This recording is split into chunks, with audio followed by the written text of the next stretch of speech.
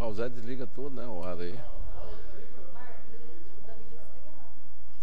Só tá ligado esse aqui, ó. Pronto aí, Luiz? Bom dia a todos. Estamos dando início à nossa 63ª sessão ordinária do Conselho Regulador da GR. Como há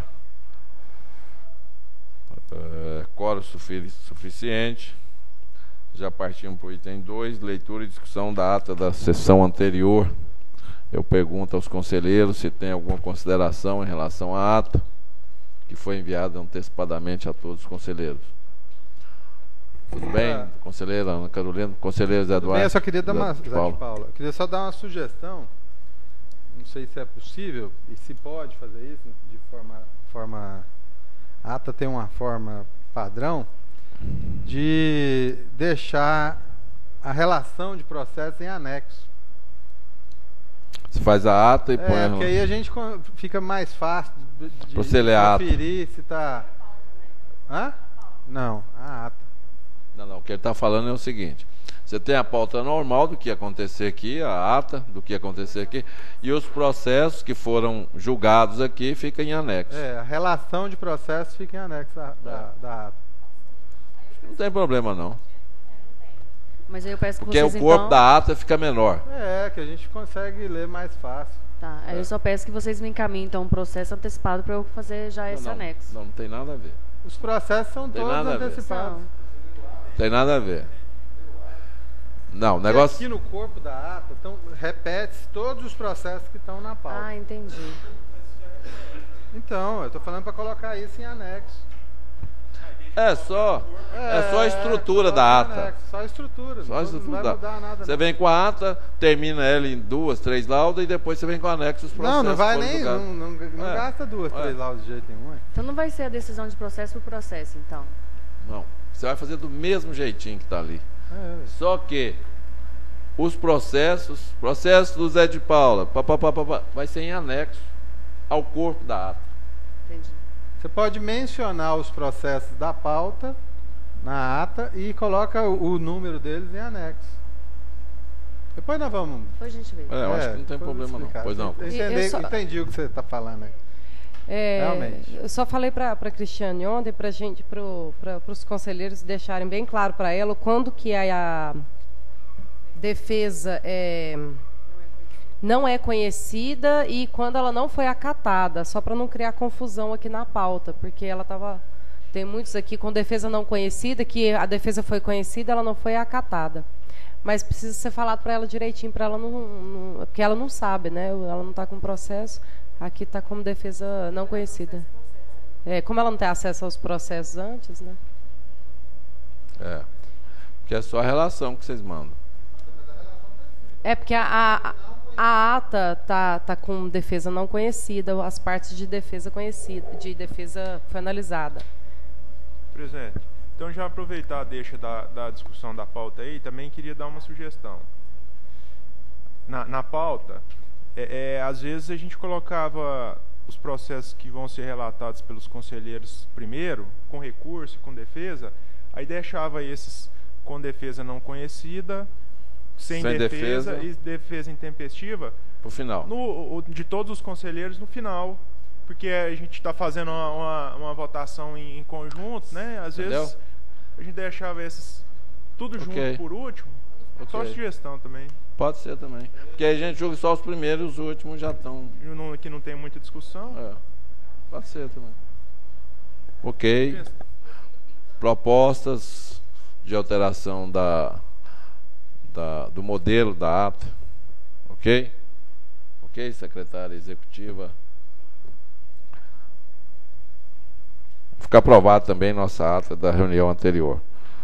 Passamos então... E as propostas colocadas aqui pelos conselheiros. Passamos então para o item 3. Apresentação. A Felício não está, né? Não, a Ana Carolina vai relatar. Então, relatando os processos do conselheiro Felício José Ciro Neto, a conselheira Ana Carolina vai relatar o item 3 da pauta. Só lembrando, então, que fica claro que o conselheiro já havia relatado por problemas de falecimento da sua sogra, ou sogro, seu sogro. Então a conselheira Ana Carolina só vai ler o relato já feito pelo conselheiro. Ok? Com a palavra, conselheira substituta do conselheiro Felício, conselheira Ana Carolina. Eu conversei com o conselheiro Felício. Nesse momento. Eu conversei com o conselheiro Felício. Os itens de 3.1 a 3.7 são todos da aviação araguarina. Todos dizem respeito a não fornecer o passaporte do idoso, né, que, ó, não aceitar a venda não fornecer o passaporte do idoso mesmo. Forneceu a passagem para o idoso. Passaporte é o de posto.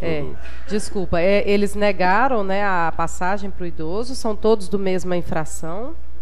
E todos aquele estilo de recurso que a Araguarina pega a primeira instância, só para deixar claro aqui na gravação, ela pega a resolução de primeira instância, reproduz, alega que não foi feito, como não consta na resolução a defesa, portanto não foi analisada, e ela vai na questão de, no final do recurso, ela vai na questão de forma, motivo, nesse caso aqui. Padrão, né? Padrão. Só para relembrar aqui ela vai na questão da forma, pois o auto não constou a descrição do fato, não assegurou o requisito forma para assegurar ao autuado o exercício de sua ampla defesa.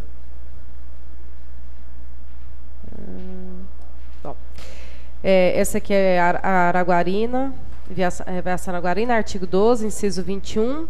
Recusar transporte gratuito, Goiânia, Anápolis. Só vou ver o trecho. Todos aqui. são Araguaína. Goiânia em umas. Ah, tá. Só reforçar aqui. Goiânia, Anápolis.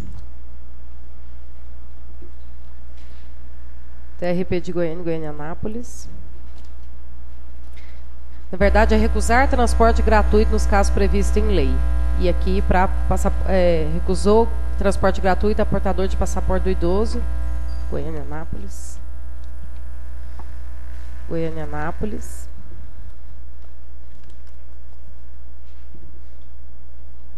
Anápolis, Goiânia.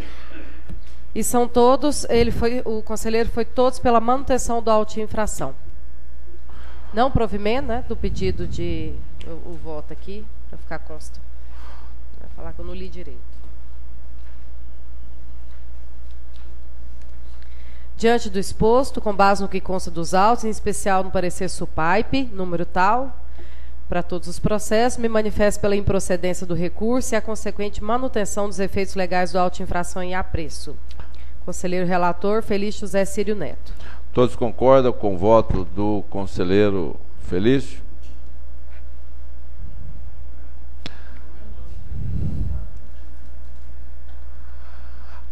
Aprovados por unanimidade.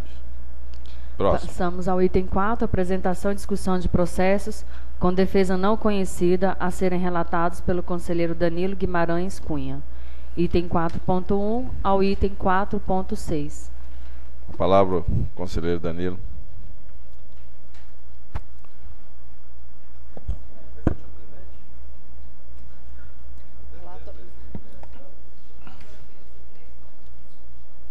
Presidente, os processos então do item 4 são... O povo ainda fala de você, né? Haja vista a documentação constante dos autos não haver comprovação do poder de gerência ou de representação do subscritor da defesa ou dos subscritores das defesas, e ainda pela manifestação da SUPAIP Gerência Jurídica de que o auto de infração foi lavrado de acordo com as resoluções 3075 e 233 da NTT. Voto pelo não conhecimento das defesas e, consequente, a manutenção dos respectivos autos de infração. Todos eles, conselheiro? Todos, do item 4. Em discussão, voto do conselheiro Danilo pelo não acatamento da defesa, por não reconhecimento da defesa das pessoas, da representação. Da representação. Todos concordam com o voto do conselheiro? Aprovados por unanimidade. Passamos ao 5. o item 5. O 5 é sem defesa, então, no mesmo sentido, é pela manutenção por não ter formal. 5, 10 e o 9? 5, 9, 10. O 8. O 8 também. Então é 5, 8. 9 e 10.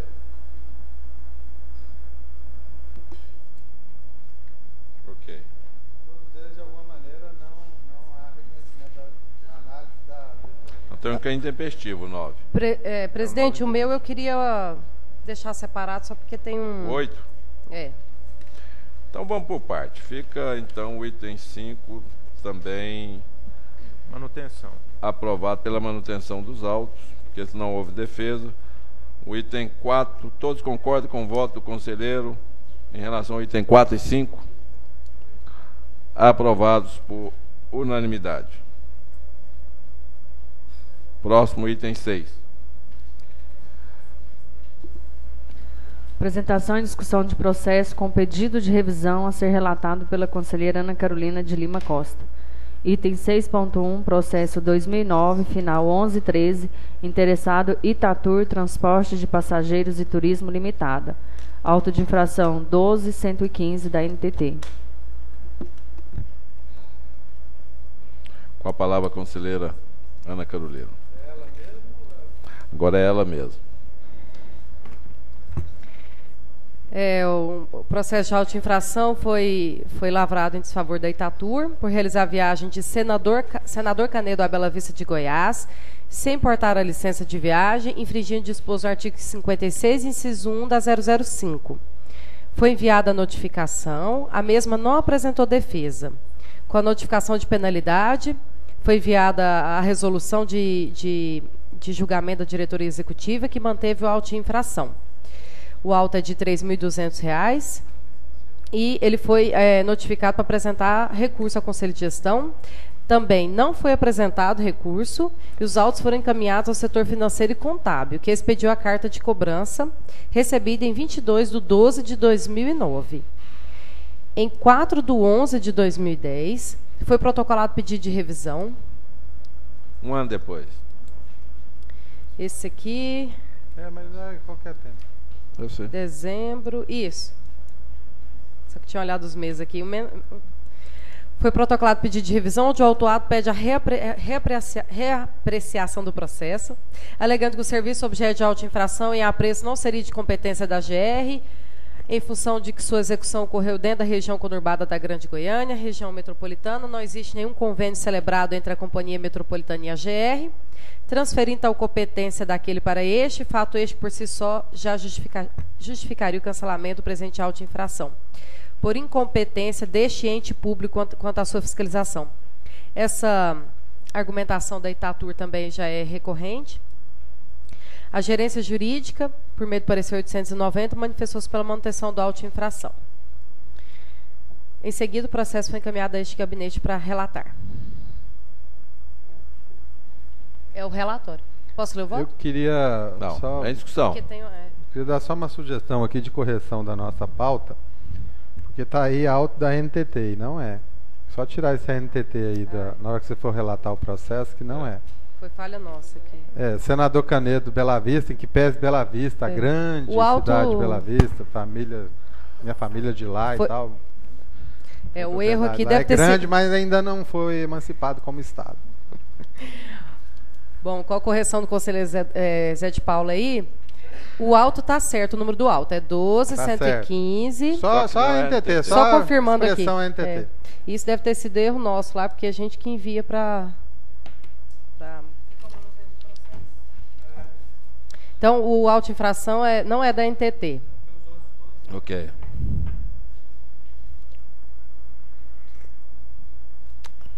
Voto. A discussão do conselheiro Zé de Paula é só para engrandecer o seu município de origem. O dele?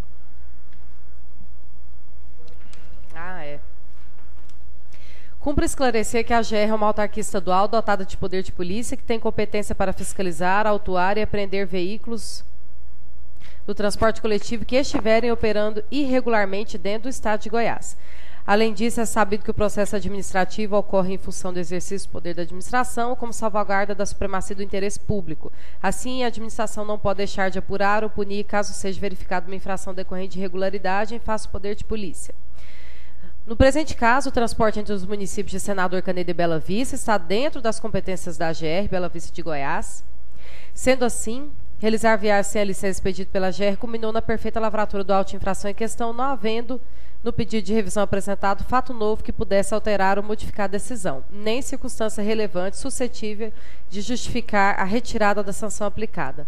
Não havendo, então, justificativa para reapreciação da matéria, ou reanálise do mérito, pois não preencheu os requisitos do pedido de revisão. Assim, considerando que o procedimento é regular e levando-se em consideração o parecer jurídico, o voto é pelo não provimento do pedido de revisão apresentado e, portanto, pela manutenção do auto de infração 12.115, em nome de Itatur Transporte Passageiro e Turismo Limitado. Todos concordam com o voto da conselheira? Aprovado por unanimidade dos conselheiros. Passamos ao item 7 da pauta, apresentação e discussão de processos.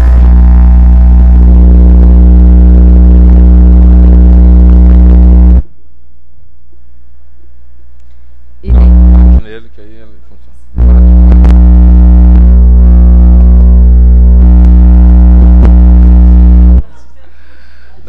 Não é na bundinha, não.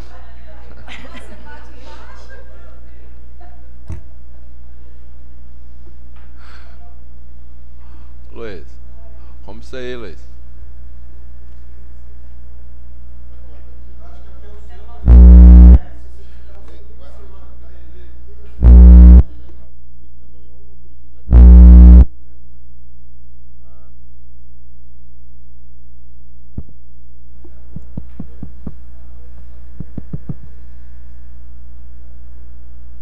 Processo 7.1.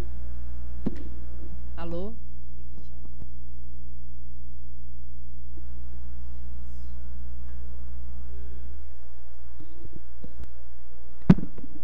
Ai, meu Deus, o café.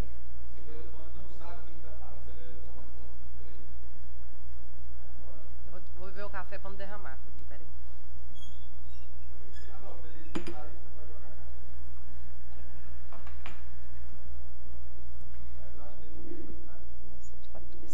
Ai. Eu tô vendo a distância aqui, ó.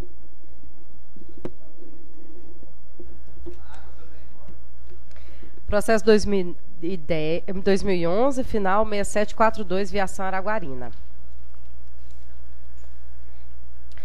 Vou resumir aqui, presidente. A gente fazia mais ou menos um procedimento lá na Câmara, se não houver objeção.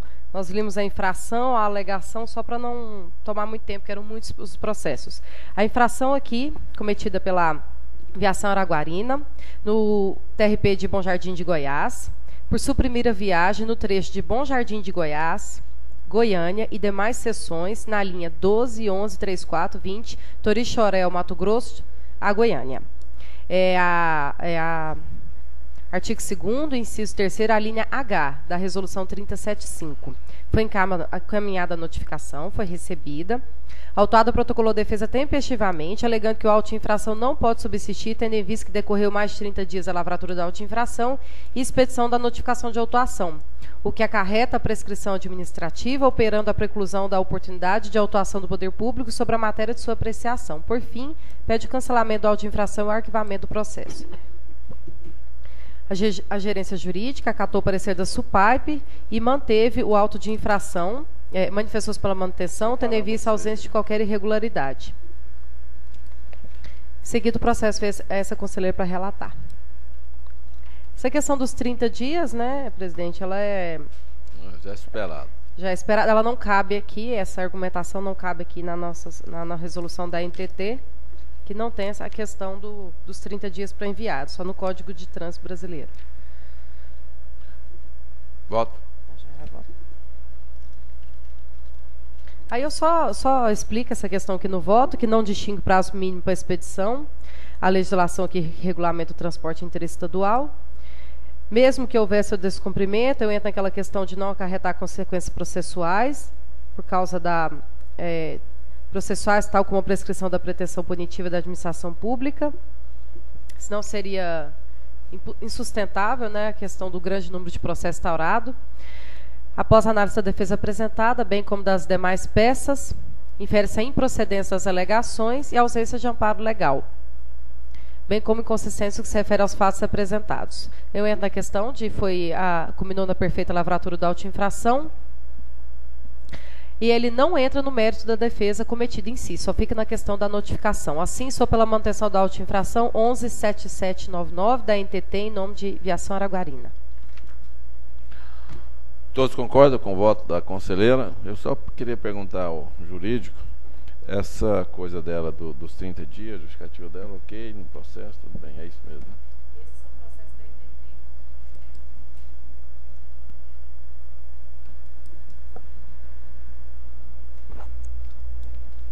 Bom dia, cheguei um pouco atrasada, não cumprimentei todos, mas esses referem-se a processo da NTT, então realmente essa discussão, bom dia, essa discussão ela não ela não tem condições de ser avaliada aqui.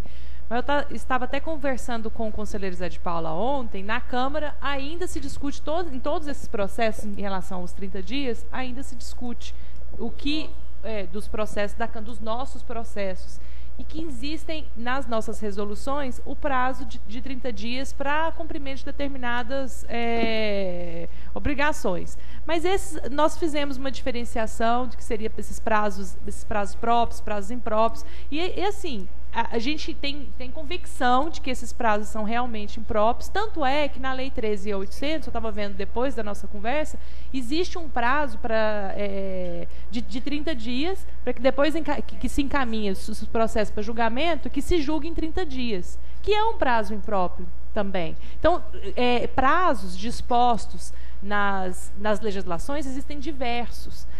Alguns são prazos próprios. A gente não pode considerar todo o prazo que dispõe em legislação e normatização como prazo findo, porque o prazo findo é aquele que tem alguma penalidade posterior, e esses não têm.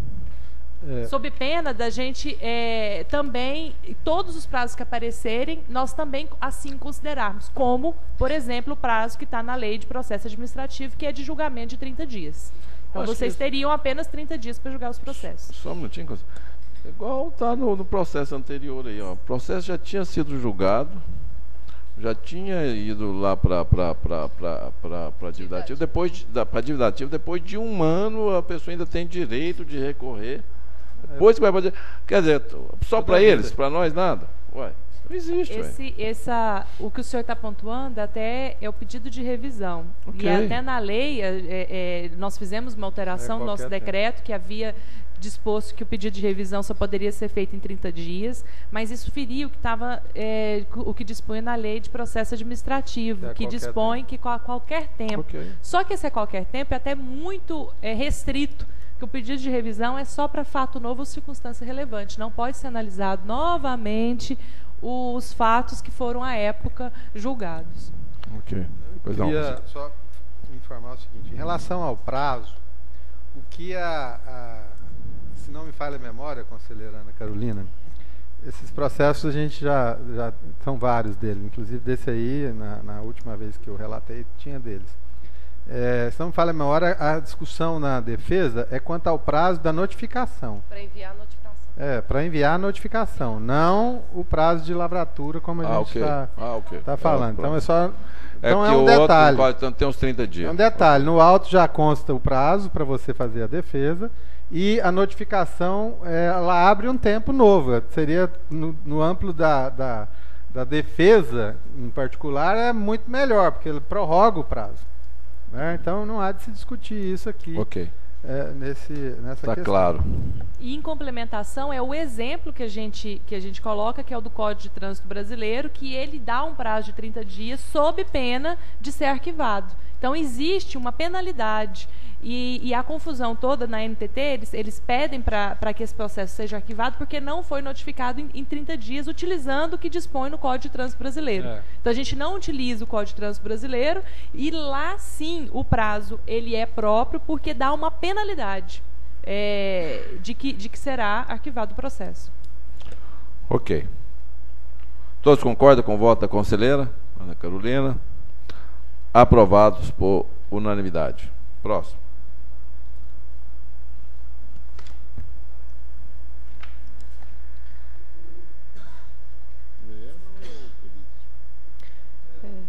Presidente, eu sugeri aqui de relatar em bloco o 72 e o 73. O resto são todos da Expresso Maia. Ela traz uma... na verdade, até o final ele da Expresso Maia, né? Tem um aí. 76, desculpa, não. Até o 75. Ele traz argumentações parecidas, mas eu vou pontuando algumas diferenças aqui. São poucas as diferenças. Ela faz uma argumentação de não legalidade da capitulação incorreta e não entra no mérito só no finalzinho delas. As defesas são praticamente as mesmas, mas vamos lá. O 2010 final 5727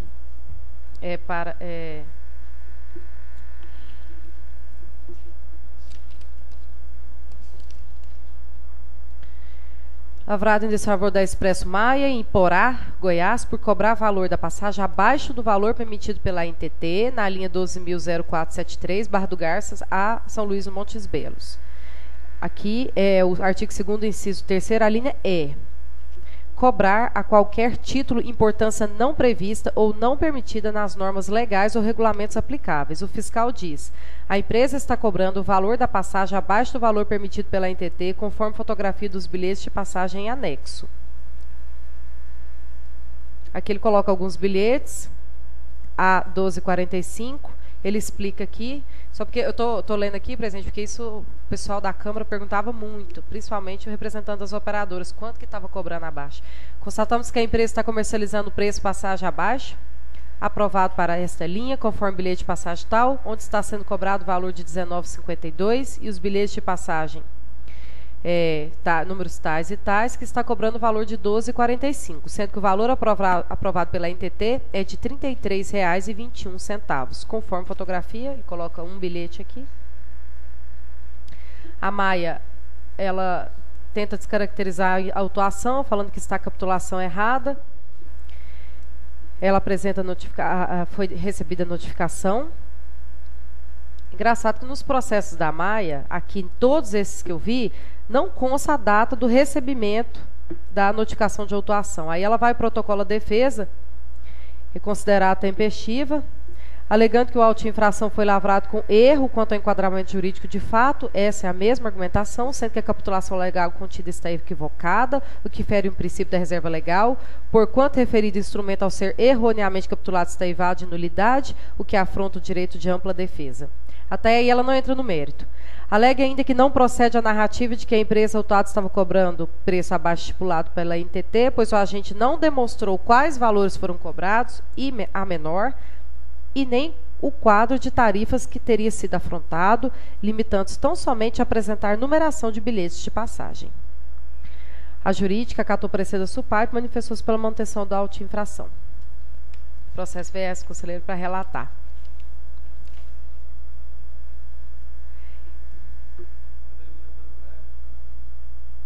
Não, ele fala que não apresenta. Não, ele fala isso.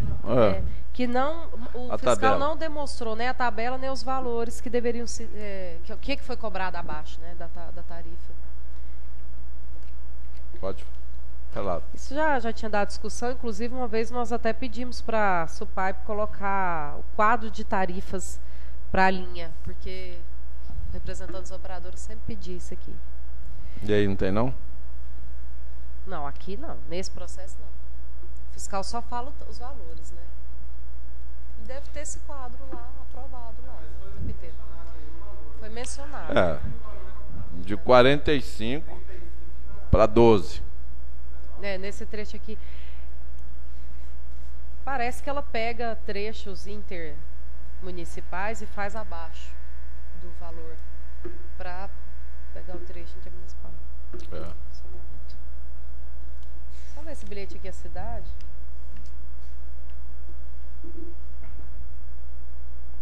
E lá mais ainda, naquela região tinha briga daquelas outras empresas. É. Aí eles entravam na frente e vendiam mais barato. Isso.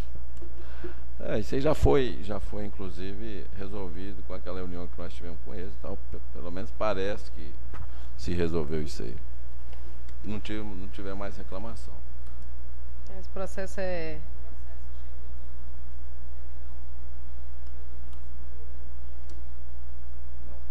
As reuniões que nós tivemos com eles resolveu isso. As duas empresas, com o pessoal do terminal, tudo. De quem? Brigou? Eu não sei, mas depois, agora? Bom, não tem nada a ver com isso. Pois não. Esse auto aqui é de julho de 2010.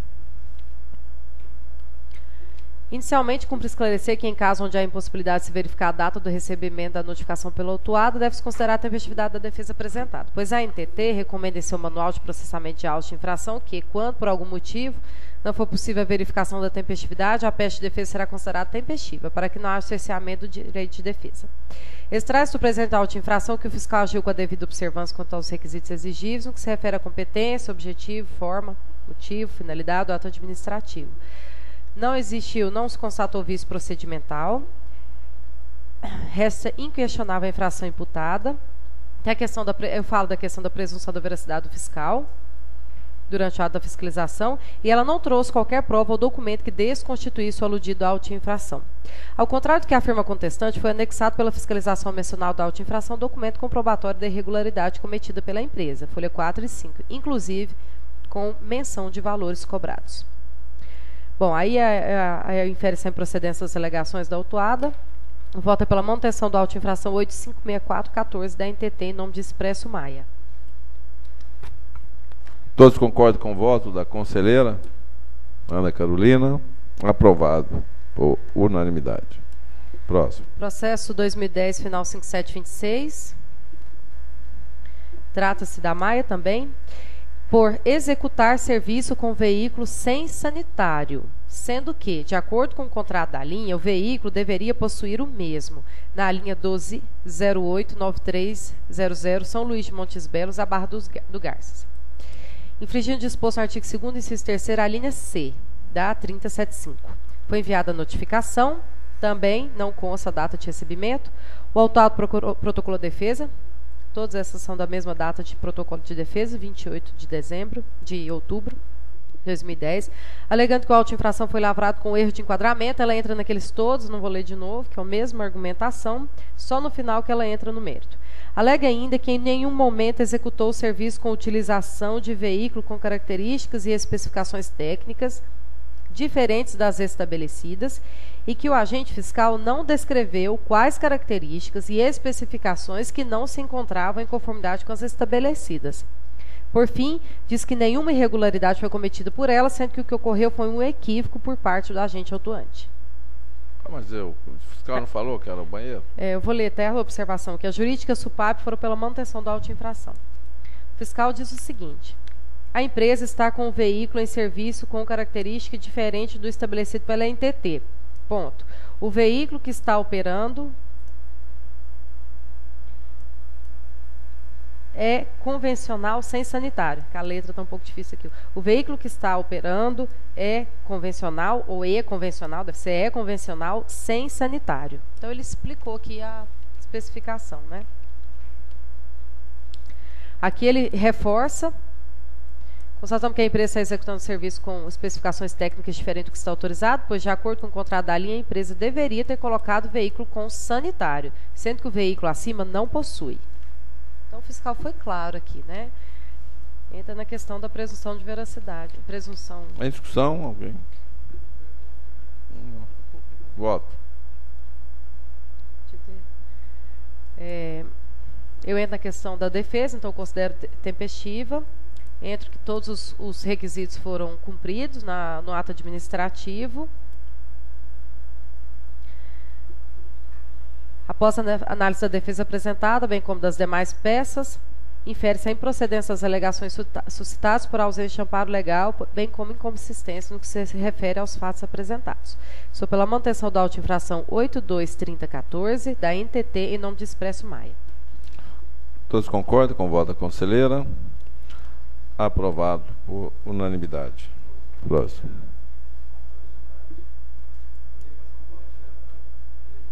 Não tinha banheiro nos ônibus. Na minha época não tinha, não.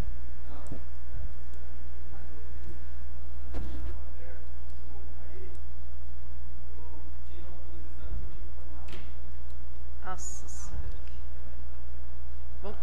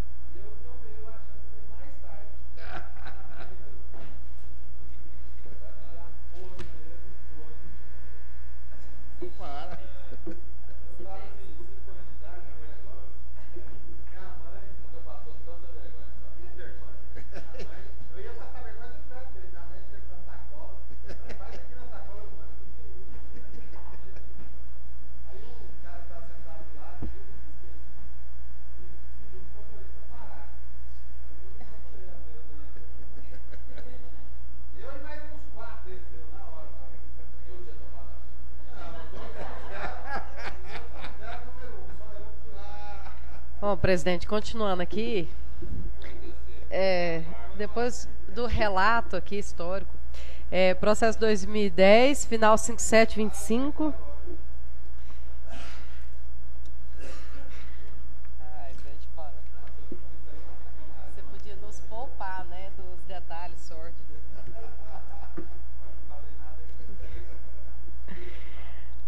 O auto-infração foi lavrado aqui também de favor da Maia por realizar seccionamento entre as cidades de São Luís e Piranhas, Goiás, onde a referida empresa não tem seção autorizada pela NTT para a linha 120473, que é a de São Luís a Barra do Garças. Isso aqui também é infração recorrente da Expresso Maia, tem vários processos aqui. Secciona.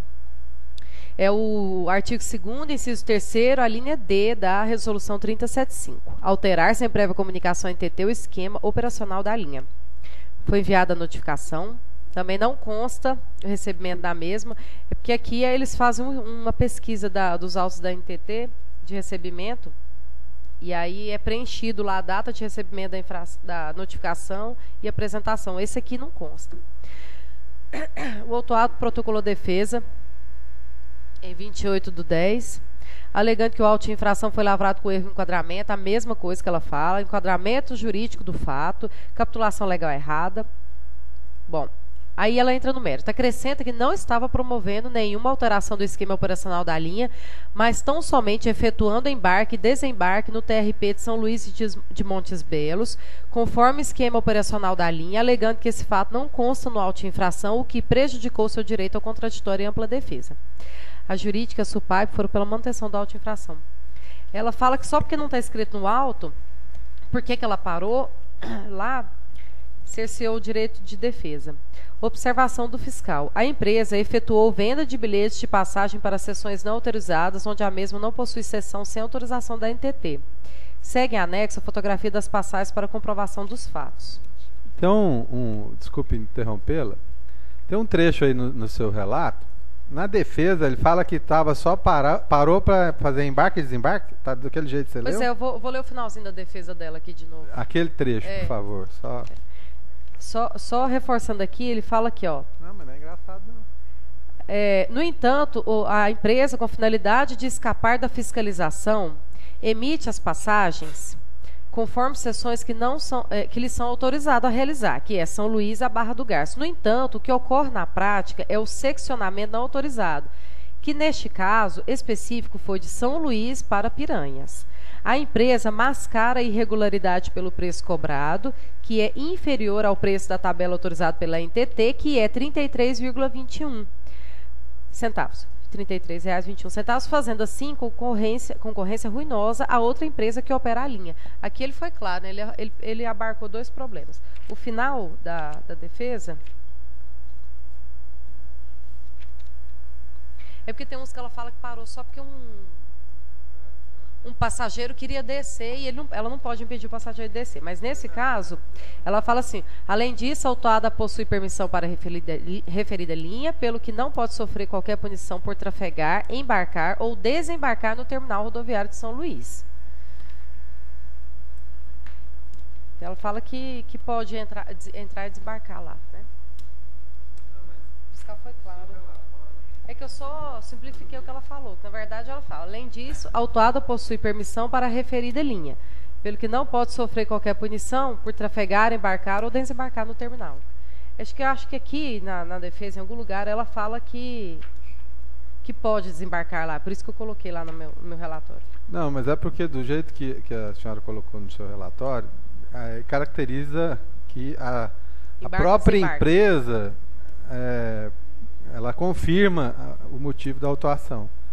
Se ela alega que ela pode embarcar e desembarcar em qualquer lugar, não tem aqui, achei o trecho aqui.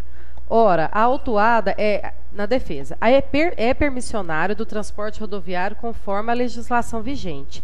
A referida linha, a linha referida no auto de infração está totalmente regularizada pela autuada. Portanto, não pode o agente fiscalizador lavrar um auto de infração no terminal de São Luís de Montes Belos, já que a autuada possui permissão para embarque e desembarque naquele terminal. Portanto, a autuada não pode sofrer punição por simplesmente trafegar pelo local indicado no auto de infração, já que aquele trajeto é o único autorizado para a referida linha, não podendo ser alterado. É isso que ela fala do trajeto, né? Quer que continue lendo a defesa? Vamos lá. Como se vê totalmente equivocado o referido ao auto de infração, já que a autuada não está promovendo nenhuma alteração do esquema da linha, sem autorização da ETT, mas estão somente trafegando pela GO 060 conforme esquema operacional. Portanto, não pode ser objeto da penalidade na forma contestada no auto. Ok, conselheiro. O referido auto é incompleto, já que não constaram os motivos que realmente levaram a autuada a promover a parada naquela localidade. Ele queria que o fiscal colocasse... É o seu relato que ele está falando, não é a defesa. Mas é bom ler a defesa, que aí vocês ficam mais para julgar.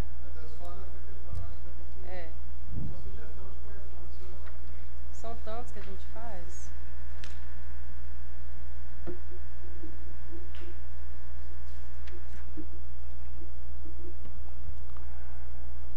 Bom, vamos ler o voto, depois eu arrumo essa parte aqui. Pode ler o voto? Pois não. Eu entro na questão da tempestividade da defesa. Entro nos requisitos do auto. Assim, questionava a infração ora imputada, além da presunção de veracidade do fiscal durante o ato, a autuada não trouxe qualquer prova ou documento que desconstituísse o aludido do auto, já que a infração constatada não foi autorizado pela NTT como alega a autuada, e sim a de realizar o seccionamento entre as cidades de São Luís e Piranhas, Goiás, onde não tem seção autorizada. Aí tem a improcedência das alegações suscitadas. Eu sou pela manutenção do auto de infração 823013 da NTT em nome da Expresso Maia Limitada. Todos concordam com o voto e com a alteração proposta no relato? Naquela parte? Ok. Todos concordam com o voto da conselheira? Aprovado por unanimidade. Depois, se a senhora quiser atender o conselheiro Zé de Paula, a senhora faz a pequena alteração aí. Não, é só deixar claro aqui o que é. Ok? Aprovado por unanimidade. Próximo. Faz muitas delas, né?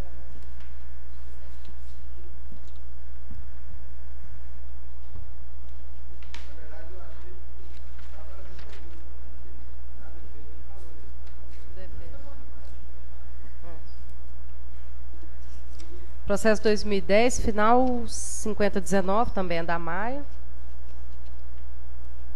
Esse aqui é por efetuar embarque e desembarque de passageiros na cidade de Iporá, Goiás, onde a referida empresa não tem seção autorizada pela NTT.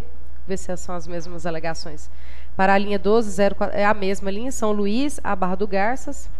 Aqui também é o mesmo inciso, alterar sem prévia comunicação entre NTT o esquema operacional da linha. Aqui também não consta o recebimento, o autuado procurou defesa, alegando a questão da capitulação. Vamos ver o que ela fala aqui. Já que a rápida parada se deu em razão de um passageiro pretender desembarcar naquela localidade sem prévia informação à empresa e alegando que esse fato não consta no auto de infração, o que prejudicou seu direito ao contraditório e ampla defesa. A SUPAP e a jurídica foram pela manutenção da auto de infração. Bom, empresa está praticando seccionamento, é o mesmo, infração, né, não autorizado para referir linha, efetuando embarque de passageiros na cidade de Iporá, conforme fotografia em anexo. Aí ele põe a foto aqui. Tem uns passageiros aqui perto, né? Mala.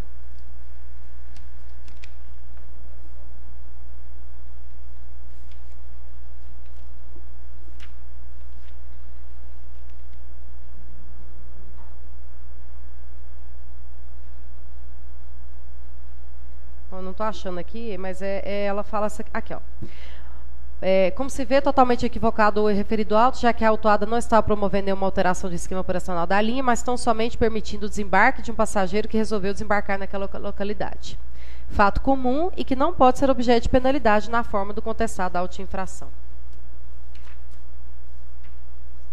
É o relato. Mais alguma dúvida? Alguma consideração em relação ao relato da conselheira? Voto.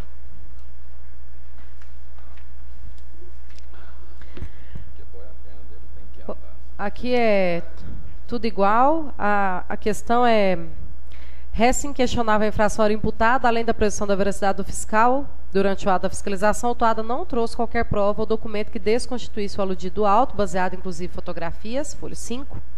E a GR não pode deixar de apurar ou punir caso seja verificada uma infração decorrente de irregularidade, em face do poder de polícia.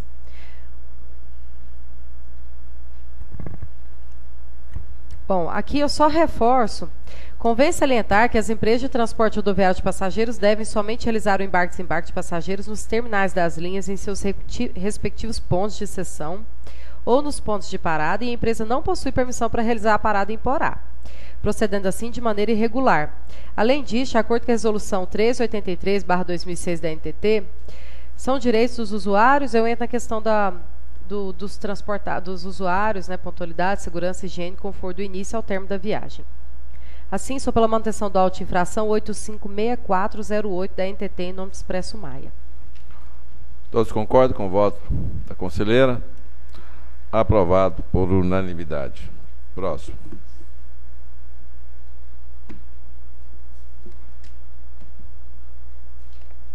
Processo 2010, final 2226. Em nome de Jean Frank Severino Barbosa. Eu pedi para o item 8 ser separado, presidente, porque o item 8.1, ele menciona o mesmo interessado, a mesma pessoa. Eu vou explicar aqui por quê. Também o Jean Frank, apesar do item 8.1, está em nome de Lumière Veículos. Esse auto de infração aqui, em nome de Jean Frank Severino Barbosa, foi por executar serviço de transporte rodoviário interestadual de 10 passageiros do tipo fretamento escolar no percurso de Cacilândia, Mato Grosso do Sul, a Itajá, Goiás, sem a prévia autorização da NTT. Aqui é o artigo 1º, inciso 4º, a linha A. Executar serviço de transporte rodoviário interestadual internacional sem prévia autorização ou permissão.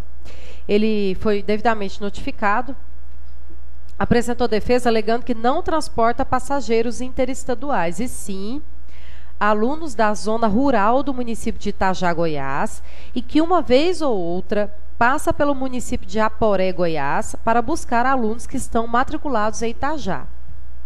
Alega ainda que, conforme declaração nos autos, folha 7, trabalha como motorista de transporte escolar municipal para a empresa IG Vieira Transportes e que tem contrato com a Prefeitura de Itajá, conforme cópia de contrato anexado às folhas 8 a 11, sendo, portanto, inteiramente improcedente o auto de infração, pelo que requer sua anulação.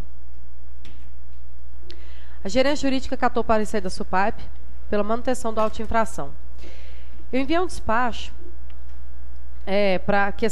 perguntando sobre a questão da tempestividade da defesa, porque o carimbo do recebimento da NTT data de 8/6/2010.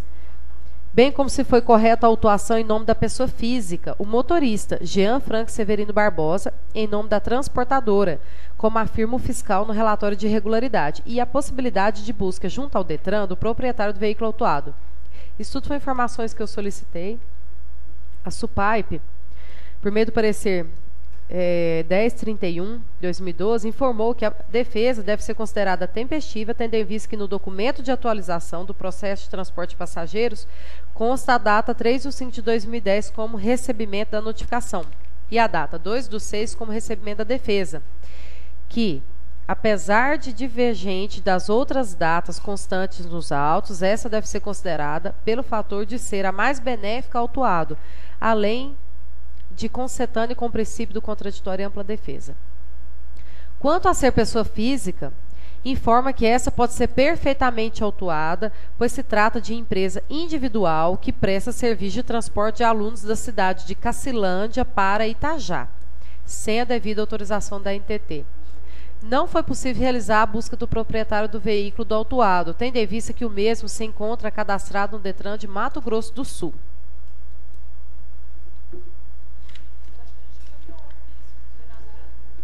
Do Jean Frank?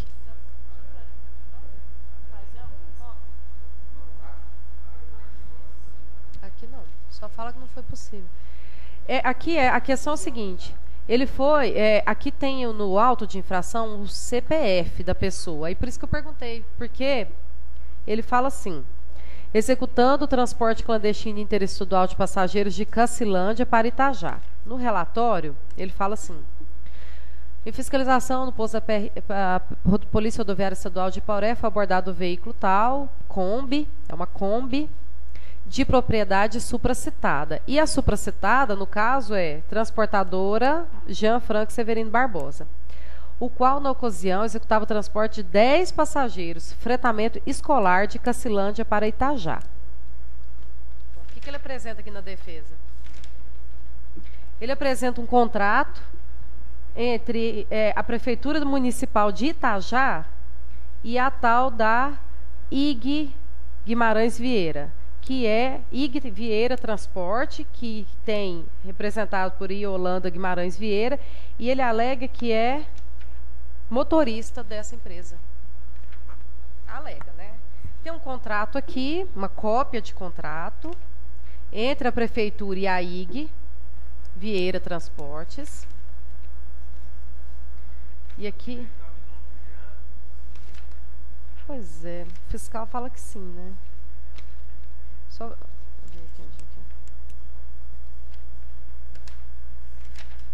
Bom, aí ele fala que, na verdade, onde que ele fala que ele é funcionário?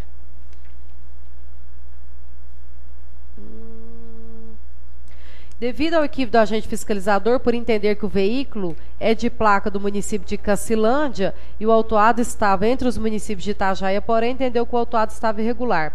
Conforme declaração anexa da empresa IG Vieira, comprova que o autuado presta serviço de transporte escolar municipal. Na verdade, você conhece a região lá? A região lá são bem juntos lá. Divisa com Mato Grosso, Cacilândia é pertinho ali com Itajá.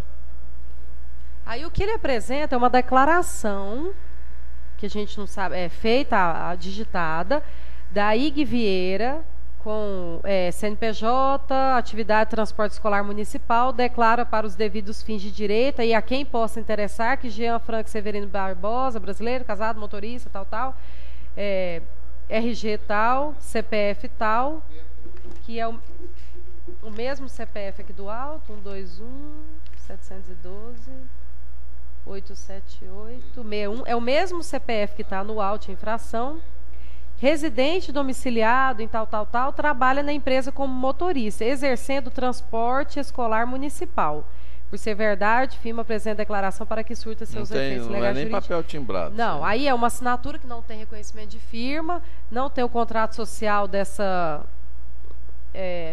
Yolanda Vieira, que é a proprietária, e aí de acordo a assinatura do Jean Frank aqui embaixo. Achei muito frágil esse documento apresentado aqui. O CPF. Até o que ele falou na própria defesa, de que pega alguns alunos, de vez em quando ele pega alguns alunos que moram na outra cidade. Sim, para levar para Itajá. Para levar para assim, Aporé e para levar para Itajá. Ele mesmo na defesa falou que pega. Então, se ele tivesse, mas mesmo rural, se tivesse só dentro do município, a competência era do município e o contrato valia. Agora ele mesmo está dizendo que pega outros alunos na outra cidade, que por coincidência é outro estado, que é ali perto, né? E aí o fiscal alega que ele passou do estado. Pois então. De Cacilândia para que é Mato Grosso do Sul. Itajá, aí ele tem que ter cadastro na NTT e autorização da NTT. Aí ele fala, o Jean Franco fala assim, mas o fiscal confundiu porque a placa é de Cacilândia. Aí ele achou que eu estava passando do estado. Mas ele deve ser porque é muito pertinho. Deve passar a linha do estado, né? E esse outro auto de infração do próximo processo é a mesma coisa, é a mesma infração. Só que está em nome de Lumière. Então, eu achei complicado isso, porque ele fala isso na defesa. Eu vou até só ler esse trechinho aqui de novo. O autuado vem esclarecer que não transporta passageiro interestadual ou internacional e deixa bem claro que somente transporta os alunos da zona rural de Itajá, Goiás. Assim, de vez ou outra, tem que passar para o município de Aporé, Goiás, para buscar alunos que se encontra, ainda coloca se encontra, matriculado para o município de Itajá. Aqui ele confessa que faz intermunicipal. Ele confessa, faz intermunicipal. Só que ele foi autuado pelo interestadual, porque ele...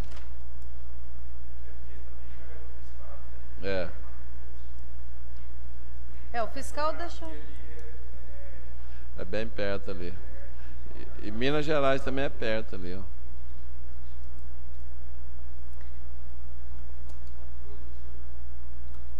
Que é complicado, tem a presunção da veracidade da palavra do fiscal aqui, né? Que o fiscal afirma claramente, ele estava fazendo transporte clandestino de 10 passageiros, fretamento escolar de Cacilândia, Mato Grosso do Sul, para Itajá. Ele não fala se é aluno ou se é passageiro? Não, ele fala transporte escolar, fretamento escolar. Eu sei, mas na hora que estava transportando. 10 passageiros, fretamento escolar. Não, fretamento escolar é o veículo. Quer saber? Aluno.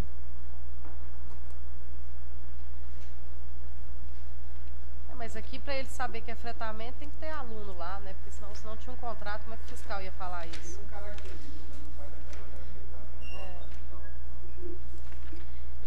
Então, assim... Todos os fiscais, nós encaminhamos para a fiscalização, eles tirarem foto, faltando fotos, para ver se não auxilie a fazer qualquer fazer análise do processo. Agora eu pergunto, a gente questiona a questão da placa, mas isso aqui faria diferença? Mesmo mandar ofício? Porque mesmo que falasse de quem é a propriedade, não faria diferença, né? Faria porque o auto está no nome do Jean Frank. O auto está no nome do Jean Frank porque a propriedade do veículo... Pois é. Porque da onde que o fiscal ia tirar isso aqui? Tudo, né?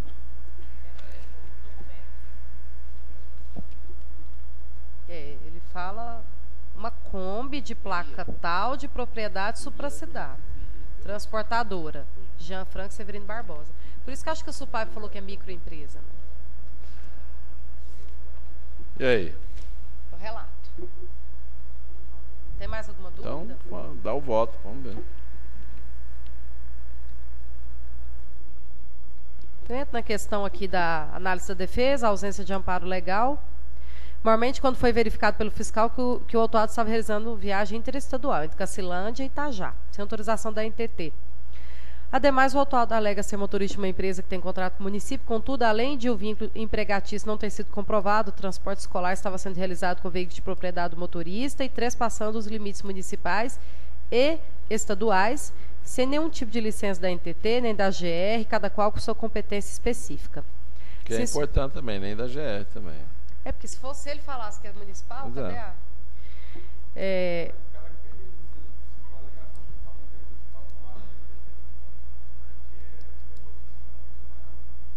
Por isso que eu falei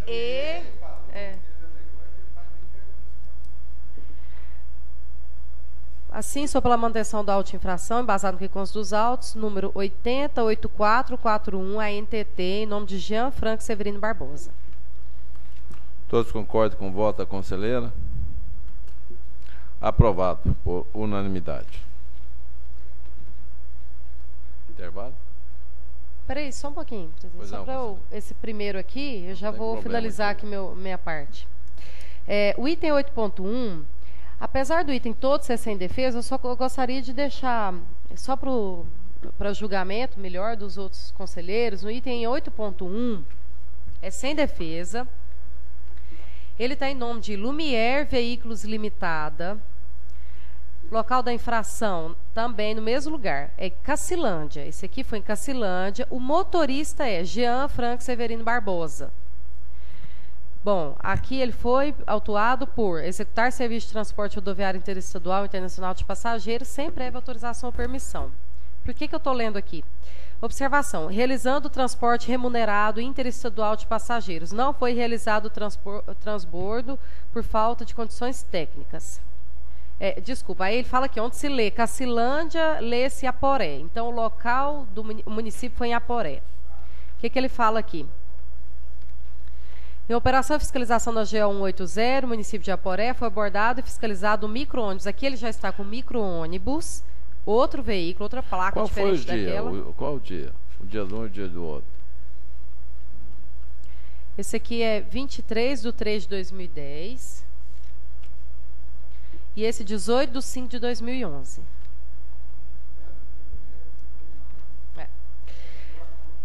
Então, é fiscalizado o micro-ônibus de placa tal, é outro veículo, da propriedade supracitada, que aí já está em nome da Lumière, supracitada da transportadora Lumière. De forma clandestina, ou seja, sem portar autorização de viagem ou possuir prévia autorização da NTT. Aí ele fala, não, ele não fala mais nada aqui de questão de escolar, não. Esse processo não fala. Mas olha só, aí tem uma cópia do fax, uma tutela antecipada em ação anulatória.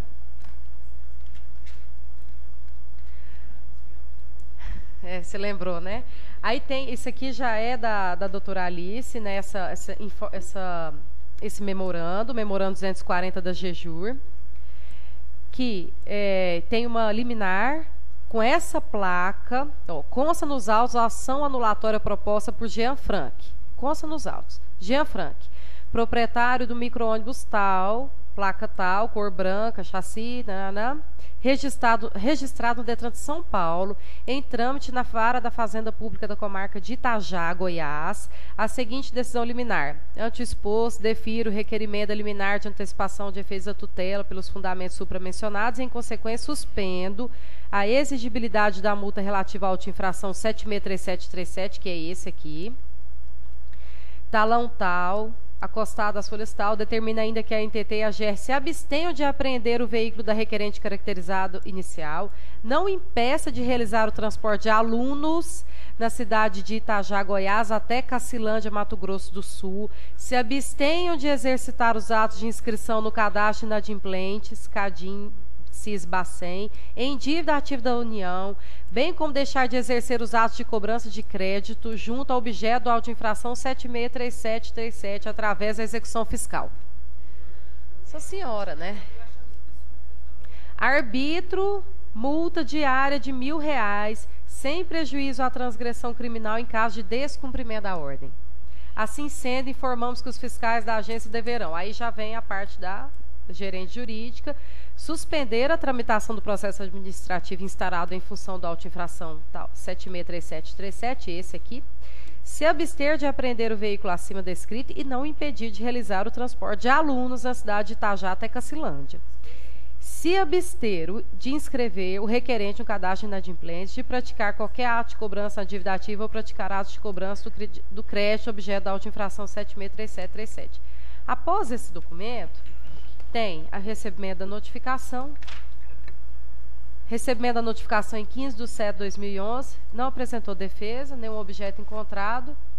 Aí tem Aqui já tem os dados da Lumière, CNPJ da Lumière.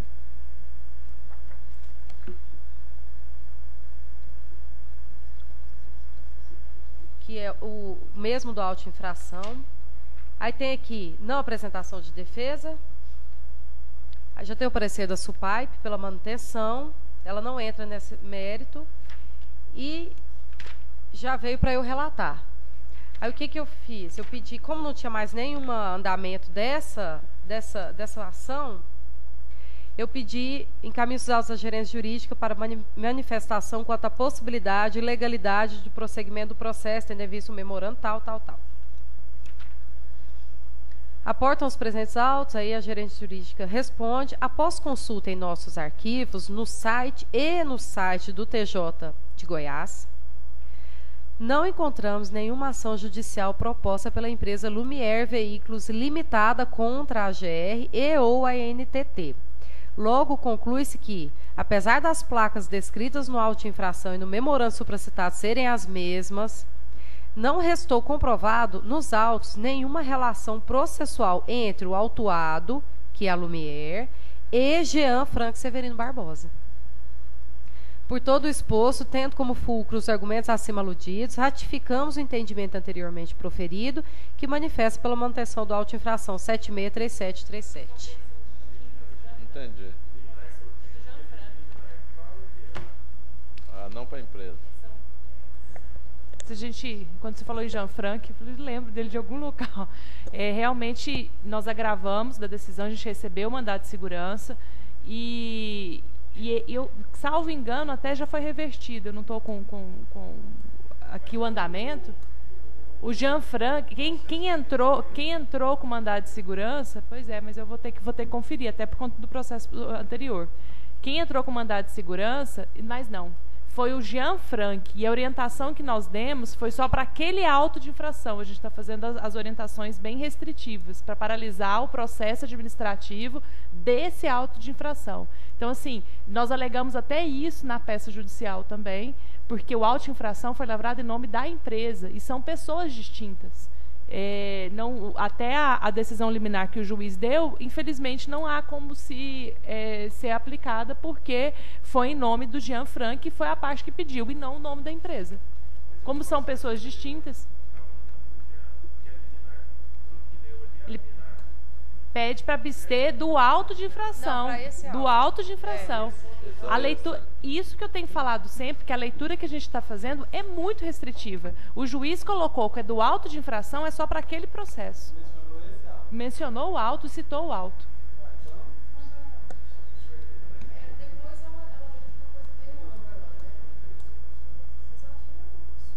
Não, se ele quiser, ele entra com algum recurso. É isso que a gente tem feito em todos.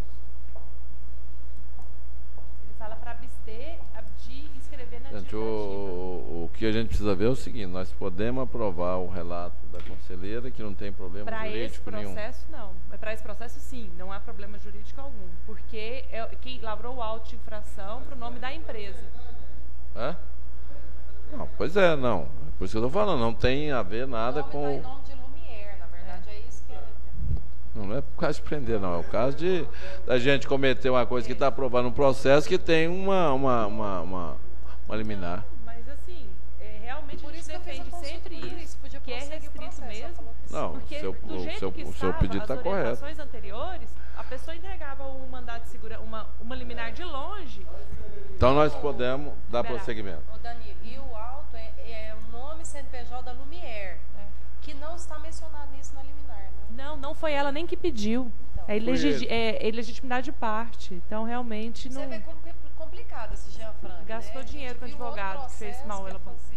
Aí agora... Quando eu vi os dois juntos, eu falei, vou falar dos dois. Pois é, mas aí tinha essa ação, depois descobriu se não tinha ação. Como é que funciona isso, Alice? Por que existia essa... Não tem ação em nome da Lumière. Tem ação em nome do Jean Frank. Você quer dizer que a liminar do juiz foi dada errada? Não, dada do Jean Frank. E o auto em nome da Lumière. Isso depois. Então o processo anterior também não tem nada a ver, que isso aí foi depois. É um.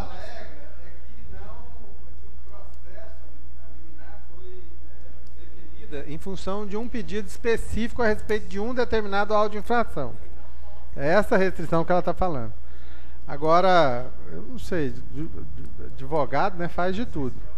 Porque para estender, eu não sei. Tem que ler a liminar de novo. Ela tem certeza, ela viu, tem importância. Então, pronto. Aí tem que prender gerente jurídico, não o presidente. A minha preocupação é que a liminar... Lá na Lagoa Quente, que é do lado lá. Lagoa Quentinha lá. Hã? Lagoa Santa. Já fui lá. Por ser em Lagoa Santa, você tem que descer no Mato Grosso de avião. E vai de carro para lá, porque lá não tem avião. Não tem aeroporto. Porque nem terminal. Terminal montou lá agora. A liminar foi errada do juiz, né? Ela está incompetente. Tinha não. Eu fui lá uns 2 anos atrás, não tinha não. Presidente, então eu posso passar para os outros itens até a gente ver isso? Só para manifestar pela manutenção da auto-infração do resto dos itens aí que são sem defesa. A gente não vai ela só aprovar vai checar agora.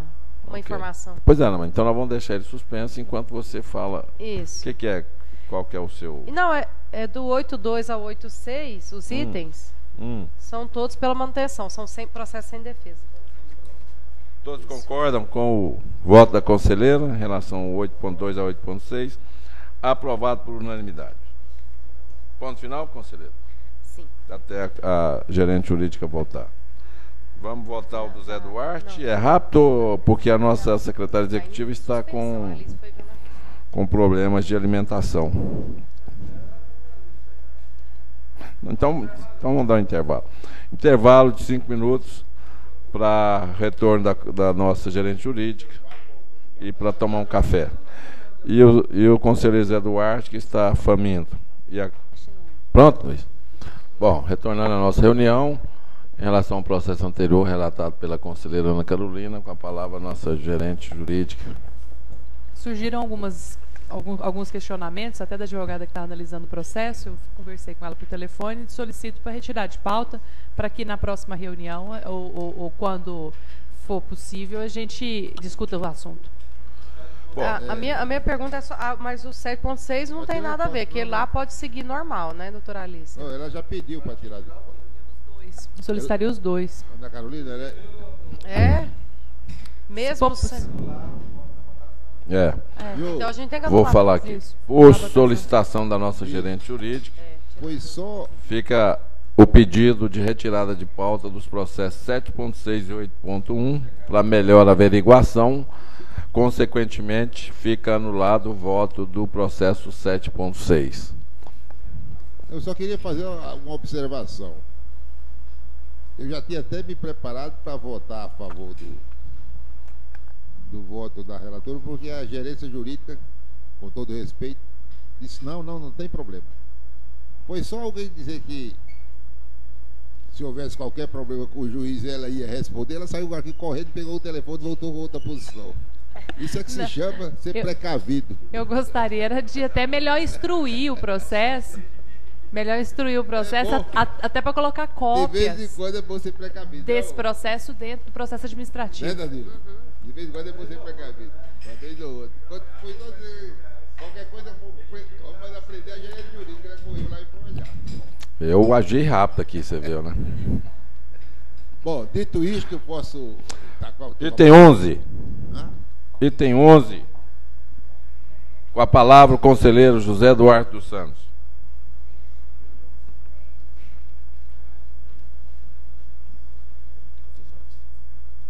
Bom, no item... Já foi.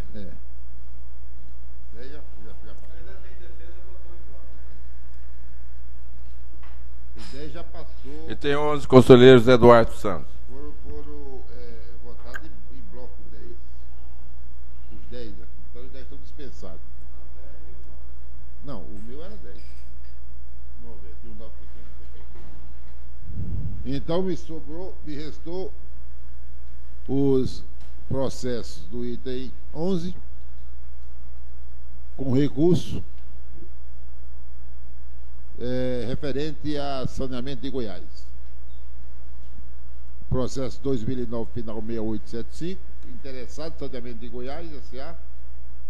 Auto-infração 006 de 2010, não atendeu a determinação de cumprir os padrões de potabilidade da água definidos pela portaria 518/04 do Ministério da Saúde, sendo que em seu recurso a concessionária apresentou laudos com endereço incompatível com o relatório de fiscalização e em nenhum momento a Saneago se manifestou a respeito das análises das não conformidades apresentadas no relatório de fiscalização, impossibilitando qualquer tipo de reconsideração. Fato referendado pela gerência jurídica do que diz respeito a esse processo. Posto isto, votamos pela manutenção do auto-infração em comento. Em discussão, já que está aqui presente o nosso representante da Saneago, gerente Érico, então está aberto aí a discussão do processo número 11.1. Alô? 6875. Você quer fazer uso da palavra, Érico? Esse é Lusiânia, né? É o final 6875? 6875, é o final 6875. Aqui é de conhecimento e opinião pessoal, nossa, quanto à potabilidade, inconformidade de potabilidade de água, é um dano imediato para o usuário. Contudo, a gente traz aqui as justificativas da Saneamento de Goiás, que, como se verifica nos autos do processo, apenas uma amostra colhida, especificamente após o hidrômetro de uma casa localizada no setor alto das Caraíbas, não cumpriu com os padrões de cor aparente e ferro total. Sendo que as demais 4 amostras de água colhidas em pontos diversos da cidade de Lusiânia demonstraram que a água distribuída à população local encontrava-se dentro dos padrões de potabilidade. No caso da amostra da casa, após o hidrômetro da casa do setor Caraíbas, a inconformidade de parâmetros apontada se devia ao fato de, naquele dia da coleta, o sistema Serrinha, que é o sistema de abastecimento daquele local, encontrava-se em manutenção, tendo sido realizadas descargas na rede, o que provocou alterações momentâneas na qualidade da água. Isso porque os parâmetros de cor aparente e ferro total sofrem variações pontuais, influenciadas por diversas questões igualmente pontuais ao longo das redes que compõem o sistema de abastecimento de água, como, por exemplo, o serviço de manutenção periódico dos sistemas, descargas de rede, entre outros. Então, quando há algumas manutenções, é feita então essa descarga de rede para eliminar todos aqueles sedimentos que ficam depositados na rede. Então, portanto, a análise daquela única amostra de água coletada na casa do setor Caraíbas não poderia ser considerada apta para estabelecer que, no município de Lusiânia, a Saneago estaria descumprindo os padrões de potabilidade de água definidos pela legislação vigente.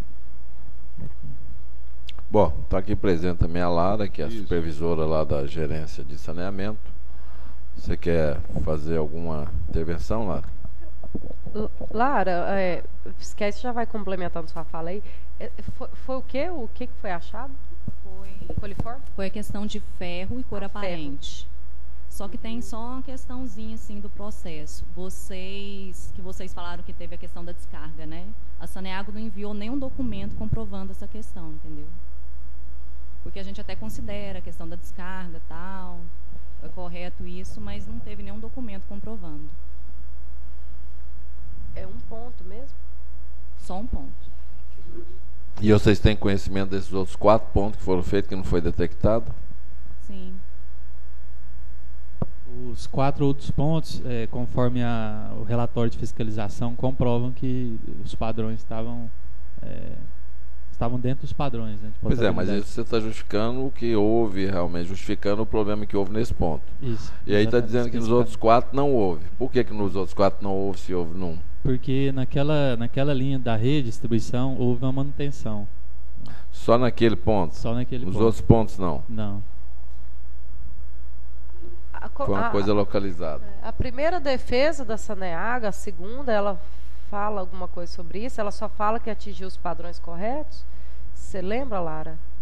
Tá com Foi você, assim, Eduardo, eles aí? só falaram que a questão tá dentro da potabilidade, né? Até mais pra frente eles mandaram pra gente outros dados, só que de outras datas, só que a No questão mesmo da- ponto de outras datas. Só que de outras datas, assim, passou meses. Então a questão não vai adiantar você comprovar uma data que passou meses, de uma Sim. questão que já aconteceu. Que foi né? aquele dia pontual. É. Entendi. Essa argumentação também não consta da descarga. Não, a questão da descarga. No recurso, nem na defesa. Eles alegaram, mas eles não mandaram nenhum documento comprovando que Só- foi só realizado. falaram. Só falaram. Está em discussão. Conselheiro Zé Duarte.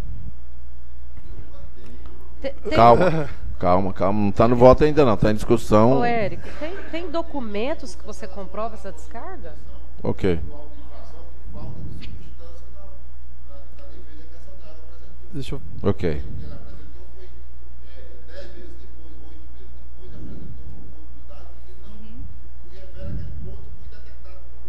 Ok. Conselheiro Zé de Paulo. Deixa eu fazer uma pergunta aqui para Lara, de repente ela pode me informar. Tem outras ocorrências desse fato lá em Lusiânia? Temos outros autos que, por questão de ocorrência de ferro Não, foi a questão assim, que a gente voltou lá, a gente não, né? A empresa contratada, que agora é o FG, para poder fazer essas análises, e consta, né, que depois de até meses, que chega a quase um ano, que continuou ocorrendo isso, né? Então, Continuou ocorrendo os mesmos padrões. Mas vocês têm análise desse ponto que manteve a inconformidade? sim. É porque o auto, Érico, Porque é não lavrado consta nos assim, autos. vai primeiro, faz a fiscalização nos relatórios do laboratório. Aí constou, aí notifica a empresa, passa um tempo, volta de novo, reanalisa os laudos da mesmo ponto, da mesma cidade, um tempo depois. E o problema continuou, persistiu, por isso que lavra sua auto-infração. É assim que funciona na questão da análise de água. Mas a Saneago desconhece que houve que foi fiscalizado, que houve a análise dessa continuidade que está sendo relatada aqui. A Saneago desconhece que houve, embora não apresentou análise bem depois, mas a Saneago desconhece que a GR foi lá e retornou. Pois é, mas novamente. me parece Tem as que notificações. o voto do conselheiro é acatando o seguinte: você nem entrou no mérito, você está dizendo o seguinte, que só foi respondido há vários meses depois que o fato já tinha ocorrido. É aquela velha discussão nossa aqui, né, Érico? Ocorreu o fato e depois do fato, quer dizer, já deu prazo, emitiu-se o auto-infração e depois você não pode tirar mais, né? Já tinha ocorrido o fato.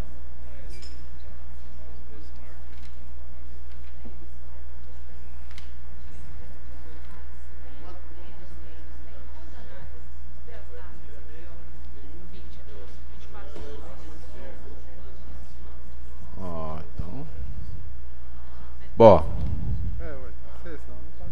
Bom, tem duas coletas aí no processo, então? Uma de 15 de 5 de 2009 e outra de 24 de 2 de 2010. Com o mesmo problema. Bom, então é reincidência. Comprovou. Assim que funciona. Isso. Então comprovou, viu, Eric? Foi recorrente. Foram 2 vezes que Ok. A Saneago não desconhece não, porque ela recebeu a notificação. eu estou explicando para ele o procedimento. É. Devidamente discutido. Ok. A Ana Cristina está com ela lá guardada. Voto do conselheiro.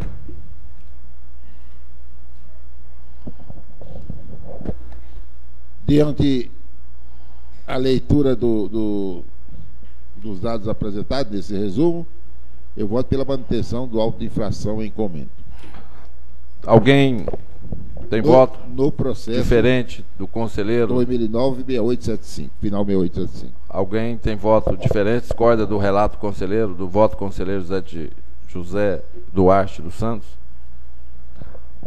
Aprovado por unanimidade. Próximo. Processo 2009, final 6668, interessado saneamento de Goiás, S.A. Auto de infração número 9 de 2010. Não atendeu a determinação de cumprir os padrões de potabilidade da água definidos pela portaria 518/04 Ministério da Saúde.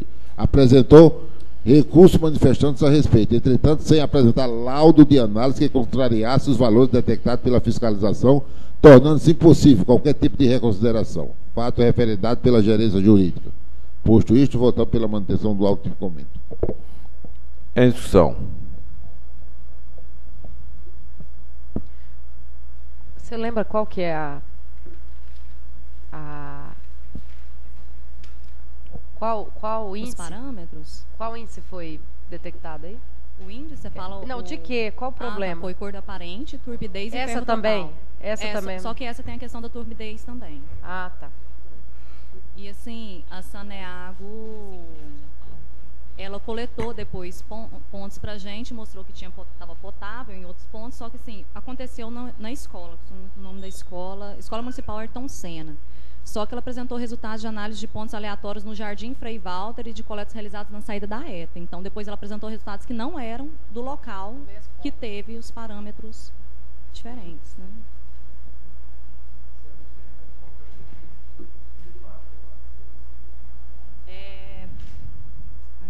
Pontalina? Deixa eu dar uma olhada. Pontalina.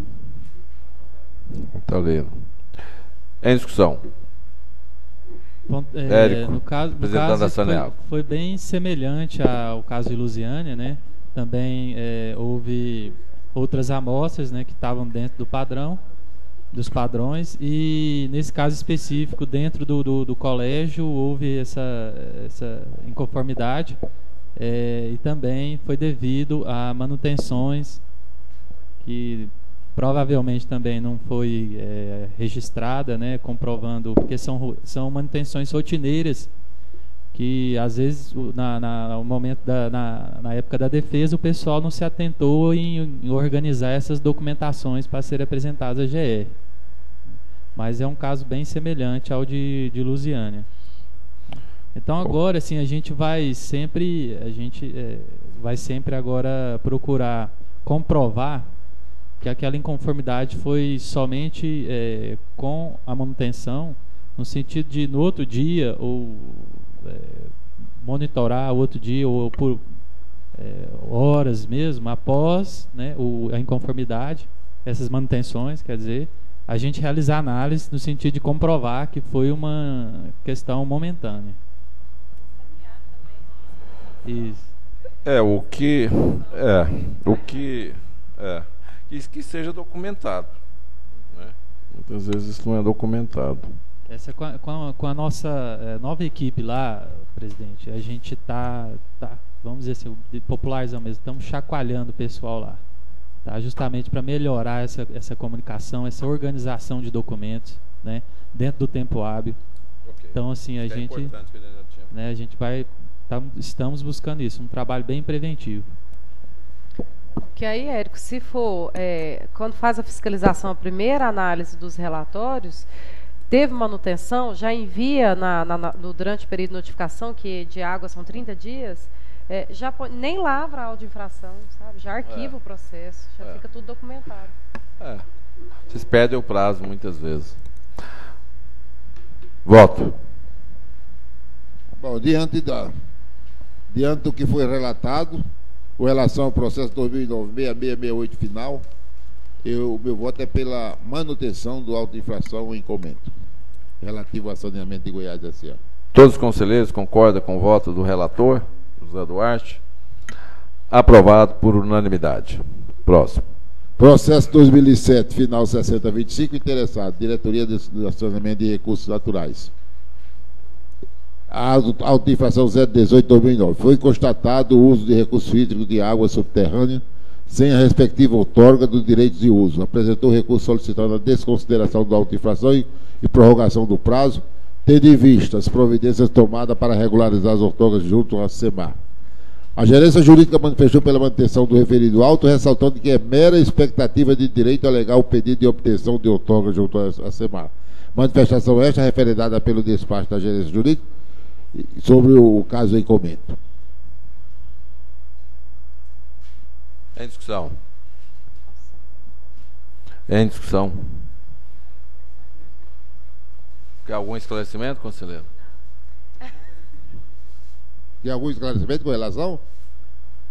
Podia fazer um resumo de rápido, conselheiro. Só localização aí. Ele. Faz favor para mim. Pois não, gerente. Faz um esclarecimento Cláudio. aqui sobre... Cláudio, fala pra gente aí a cidade, a infração e o manancial, só pra gente... A cidade é Bom Jesus de Goiás. Bom, qual é o primeiro? É esse aqui mesmo. 6025. É esse aqui, né? Azarias Fernandes de Resende, cidade é Bom Jesus de Goiás, é por captação para irrigação para o sistema pivocentral.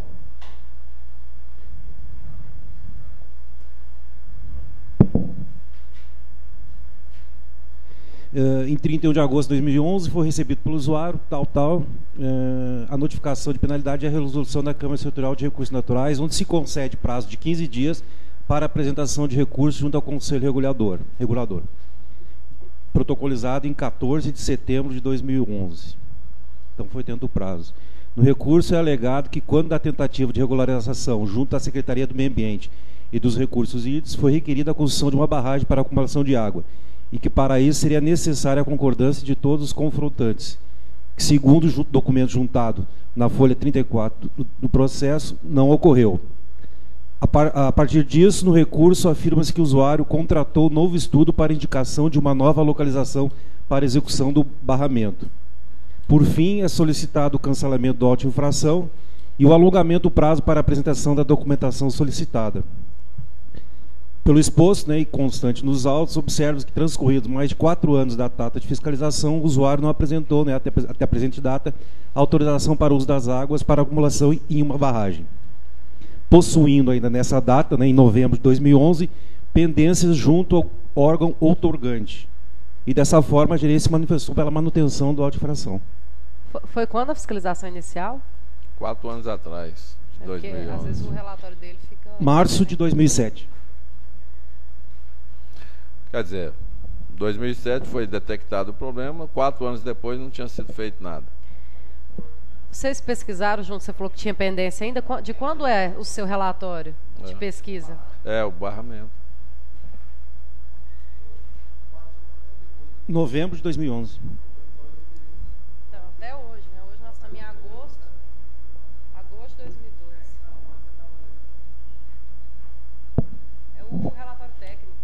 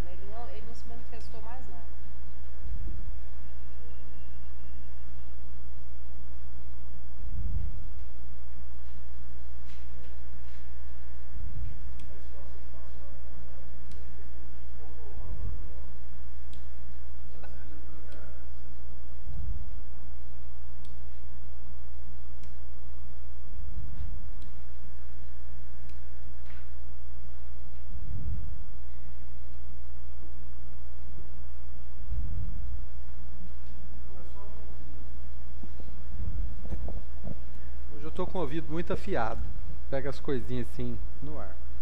É porque no relatório técnico aqui, eu acho que vale a pena uma correção, porque o auto é por captação de água. E no relatório ele fala que ele não apresentou até a presente data a outorga de barramento, de acumulação. Então, só que ele não apresentou foi a de captação.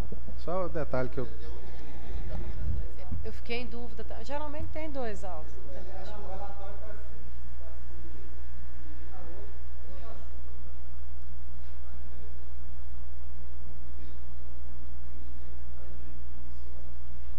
É que tem outorga para barragem, outorga para o pivô, né? É.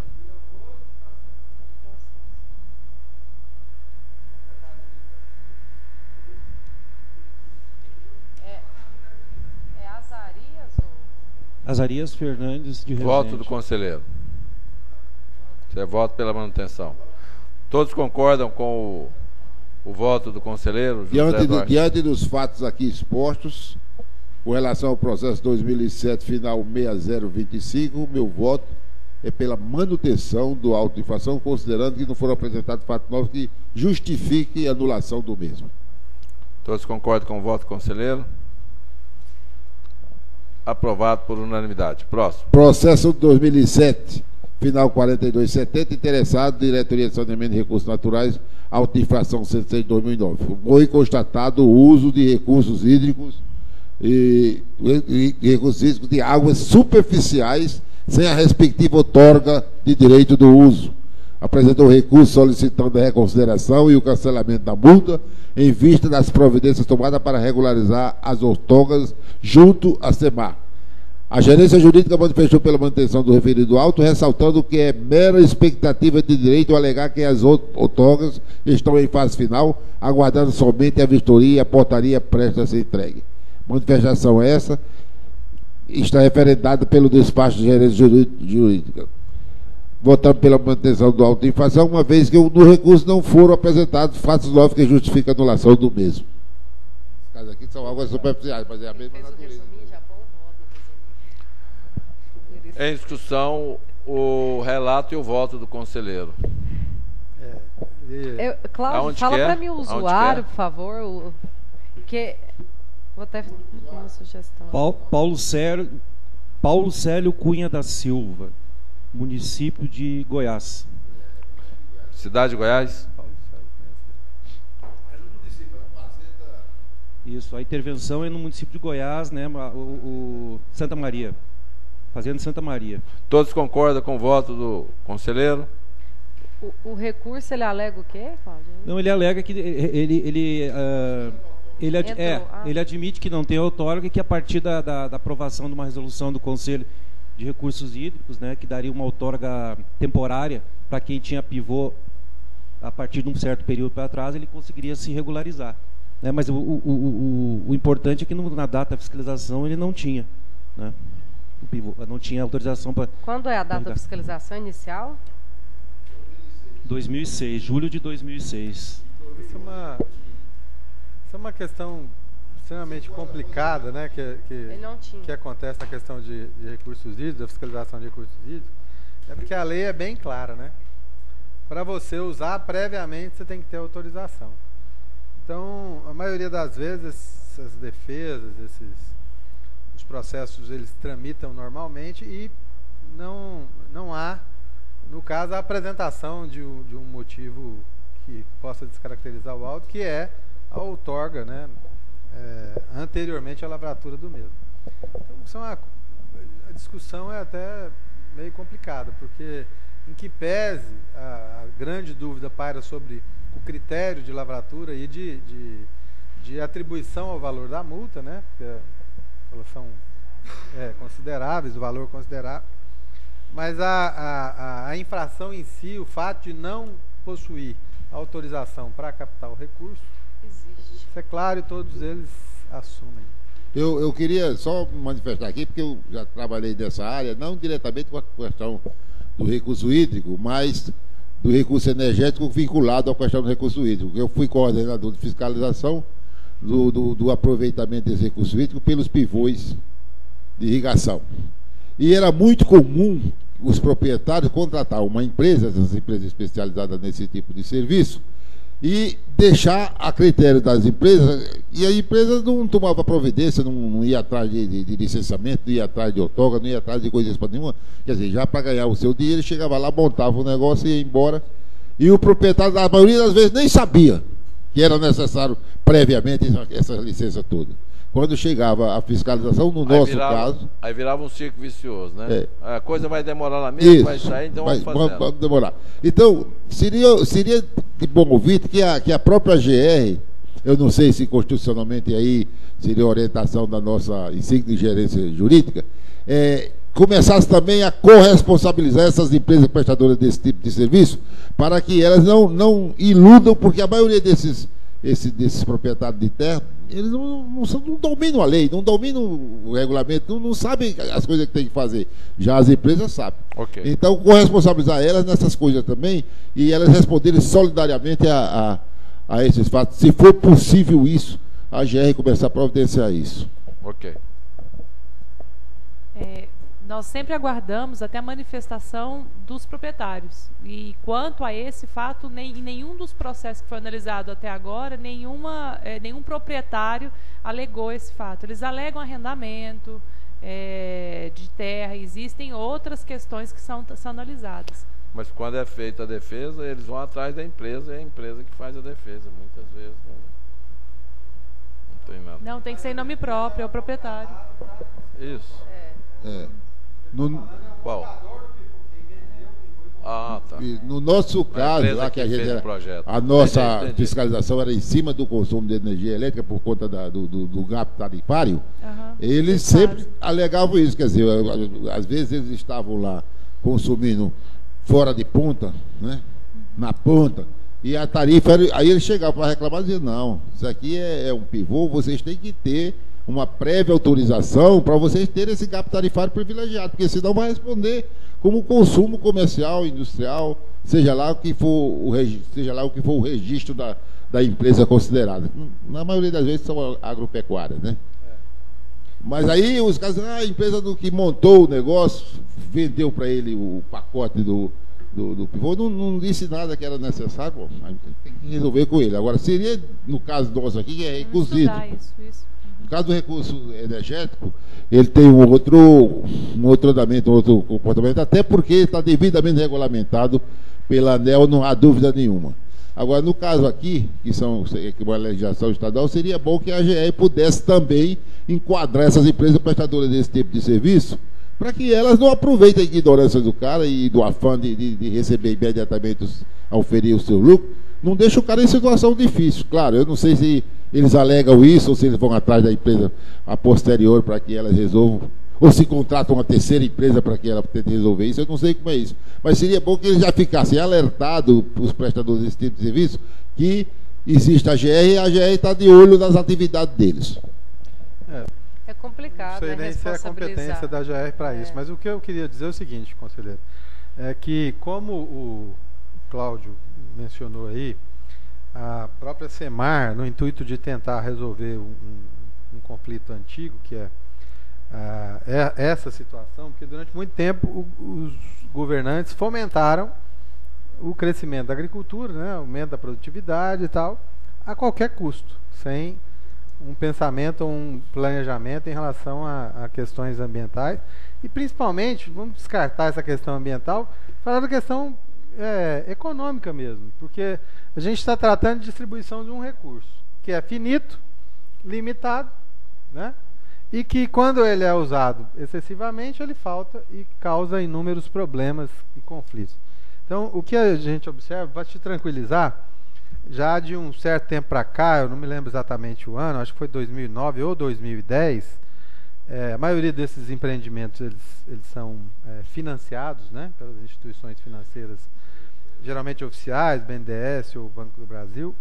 O Banco Central baixou uma normativa falando que ninguém pode fazer, ninguém capta recursos se não houver todas as questões ambientais resolvidas. Do FCO também. O FCO também, já. O FCO foi vanguarda nisso, foi há muito tempo isso aqui. Quando eu estava lá. Isso, eu lembro. A gente estava do outro lado na época. Então, a discussão era essa. Isso evita sobremaneira. Porque o que a gente fala, e eu até falei no dia da reunião da Câmara aqui, interferi na reunião da Câmara, uma coisa interessante é o seguinte: um investidor que empreende uma obra dessa, um equipamento desse, caríssimo, que a matéria-prima principal dele é a água, né, para que ele possa produzir. E se faltar água?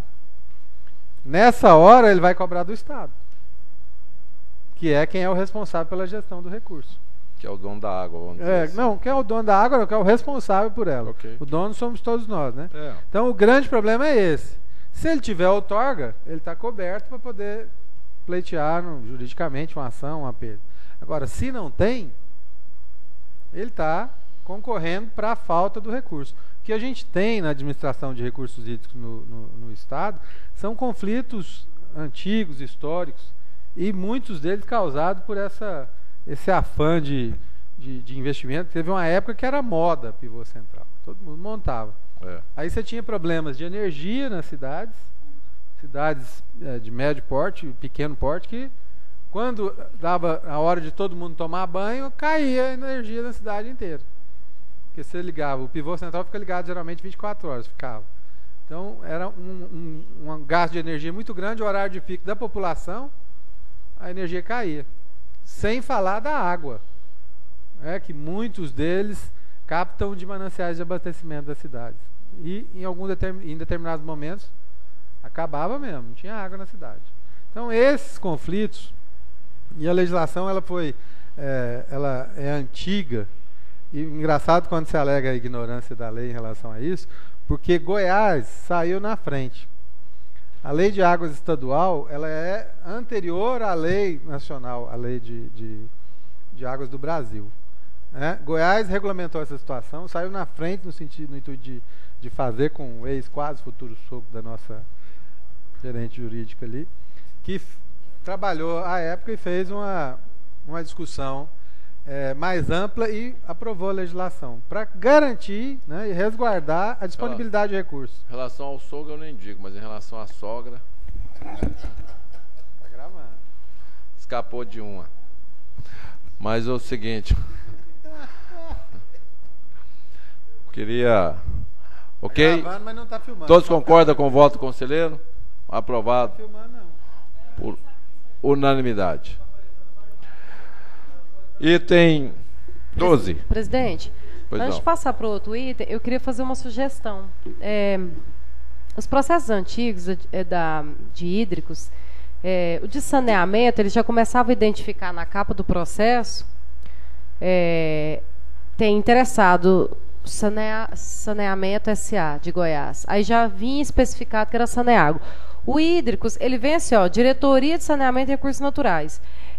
Como os antigos não vai ter jeito da gente mudar, porque eles copiam era da diretoria, isso aí era um erro na hora de autuar, né? Pois é, porque aí muitos na capa do processo estão a lápis, o nome do interessado, e aqui, a pauta é divulgada assim, Diretoria de Saneamento e Recursos Naturais. O interessado não está sabendo que é dele, então eu sugeriria para os processos antigos, que não foram mudados ainda, mandar o nome da para os conselheiros mandar o nome do interessado na pauta, porque aí... O nome e o local, o município. O local é... Ok, Cláudio? É extra. Okay. Porque aí na hora de divulgar, né, se a transparência, porque aqui não dá para saber. Ok. Esse fato é importante porque várias pessoas estão vindo, procurando a gente, e eu estou divulgando que a ata será publicada, a pauta, será publicada, e que eles podem verificar se comparece ou não aqui. Alguns não têm o número do processo. Certinho. Ok, então, aprovado. Ok, Cláudio? Quando você mandar, então, manda com o nome e o município. Conselheiro? O conselheiro, então. Então, o conselheiro manda. Ok? Item 12. Outros assuntos de interesse desse conselho? Eu também tenho. Com a palavra, conselheira Ana Carolina. Estou brincando, presidente. Presidente, mas o meu intuito das minhas intervenções aqui são sempre de amanhã. Melhorar o serviço aqui nosso, né? Não é atrasar a reunião, não. Uma era essa questão do usuário de hídricos, né? Que veio a calhar porque tinha aqui.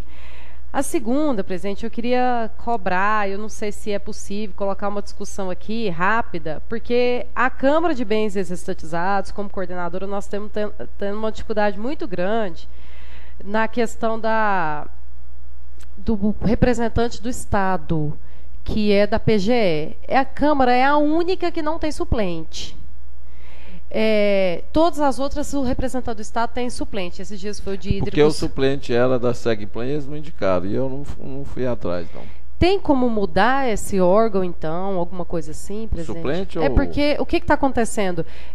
O doutor Marcelo, a presença dele é muito boa, muito bem-vinda, porque ele nos auxilia muito, a questão da legislação, ele questiona a parte jurídica, é muito interessante, só que a agenda dele é super ocupada, muito. Ele não está vindo?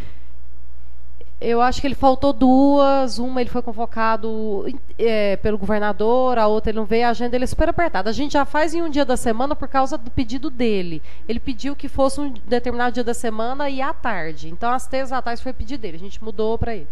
Mas assim, ele não está conseguindo. A questão é se pudesse indicar um suplente, porque aí não fica desfalcada a reunião, porque muitas reuniões têm sido desfalcadas por causa da presença dele.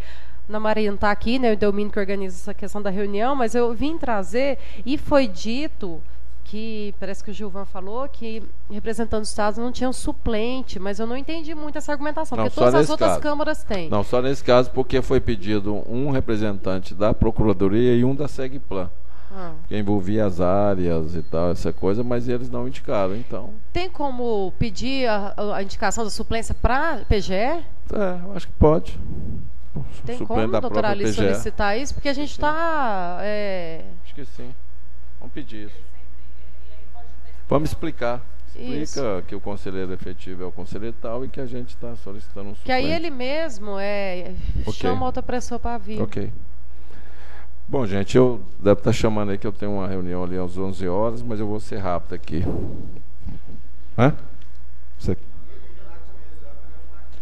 Bom, eu queria... Ontem foi lançado alguns recursos uma reunião do PAI, onde foi...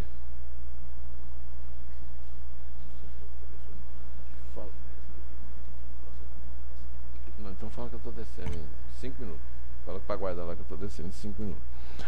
Foi já feito alguns remanejamentos para indicação de alguns recursos para esse ano. Então foram indicados alguns recursos do fundo e foram feitas algumas alterações.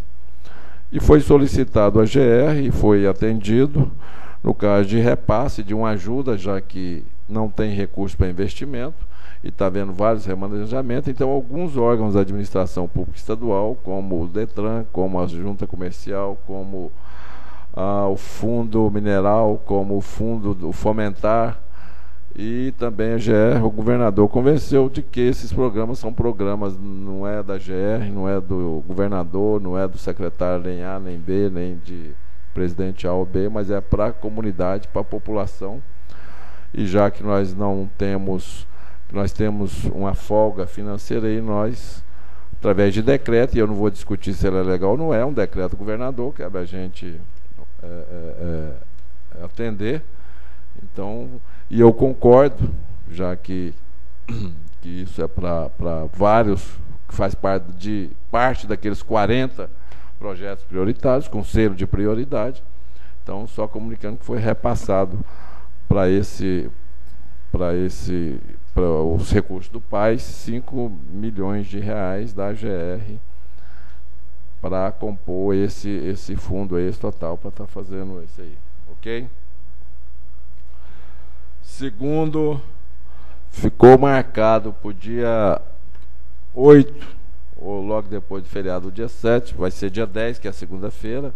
O pessoal da UNV vai mandar todo o processo completo, o edital completo, com os anexos, com tudo para a gente, já com as mudanças propostas pelo Sindicato das Empresas Operadoras, e mais algumas coisas e tal, para que a gente possa encaminhar para discussão ao Ministério Público, ao Tribunal de Contas, aos usuários do sistema. Então, sem ser essa próxima semana, na outra, dia 10, a gente vai estar encaminhando isso aí para uma discussão maior aí com os outros atores envolvidos.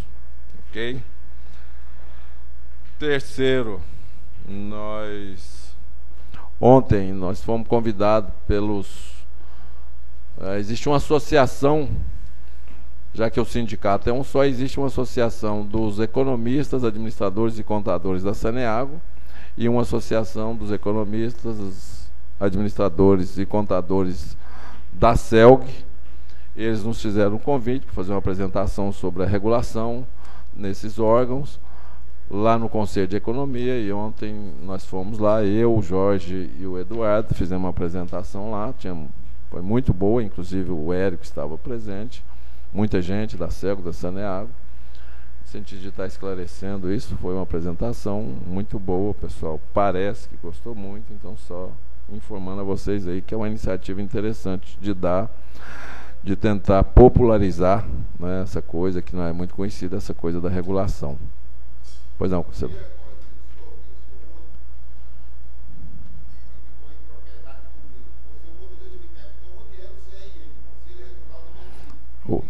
Foi o motorista que enganou. Eu nunca engano, o motorista que enganou.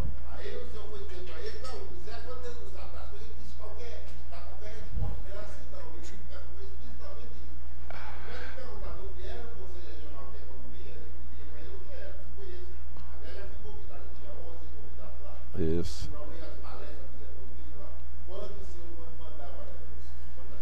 Isso. É porque ali.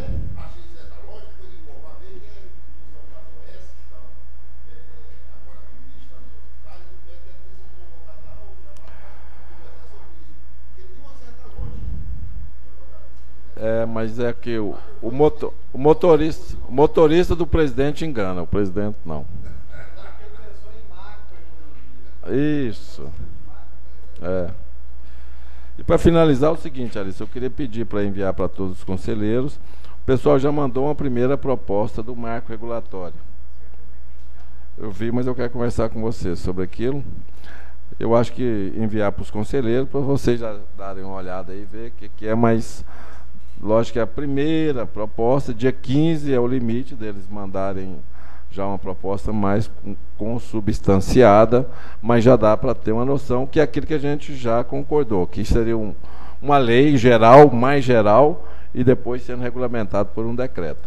Mas eu queria que você mandasse para todos. Estou fazendo em conjunto com todos os advogados, a gente até parou os nossos serviços. Primeiro, a gente já fez algumas pontuações do edital, mas da lei nós fizemos já diversas considerações, estamos na metade da lei, e hoje de manhã, antes de vir para cá, a gente já começou de uma outra parte e a gente finaliza ainda hoje, encaminha.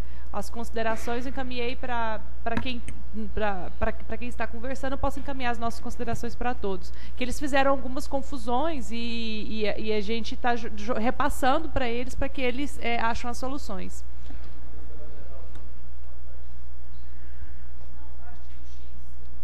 São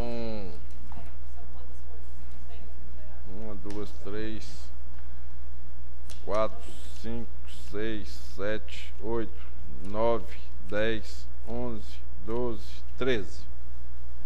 13 páginas. Não, eu já tinha contado. Remete-se tudo para a lei de concessões e a lei de licitações e o edital e o contrato. Mas há algumas divergências que devem ser consertadas e nós fizemos essas situações diárias vão ser detalhadas no decreto, assim como também as multas e tudo vai ser detalhado no decreto. Mas mesmo para a lei, para ser mais abrangente, a gente tem que fazer algumas alterações. Ok? Bom, não havendo mais nada, encerramos nossa reunião. Muito obrigado.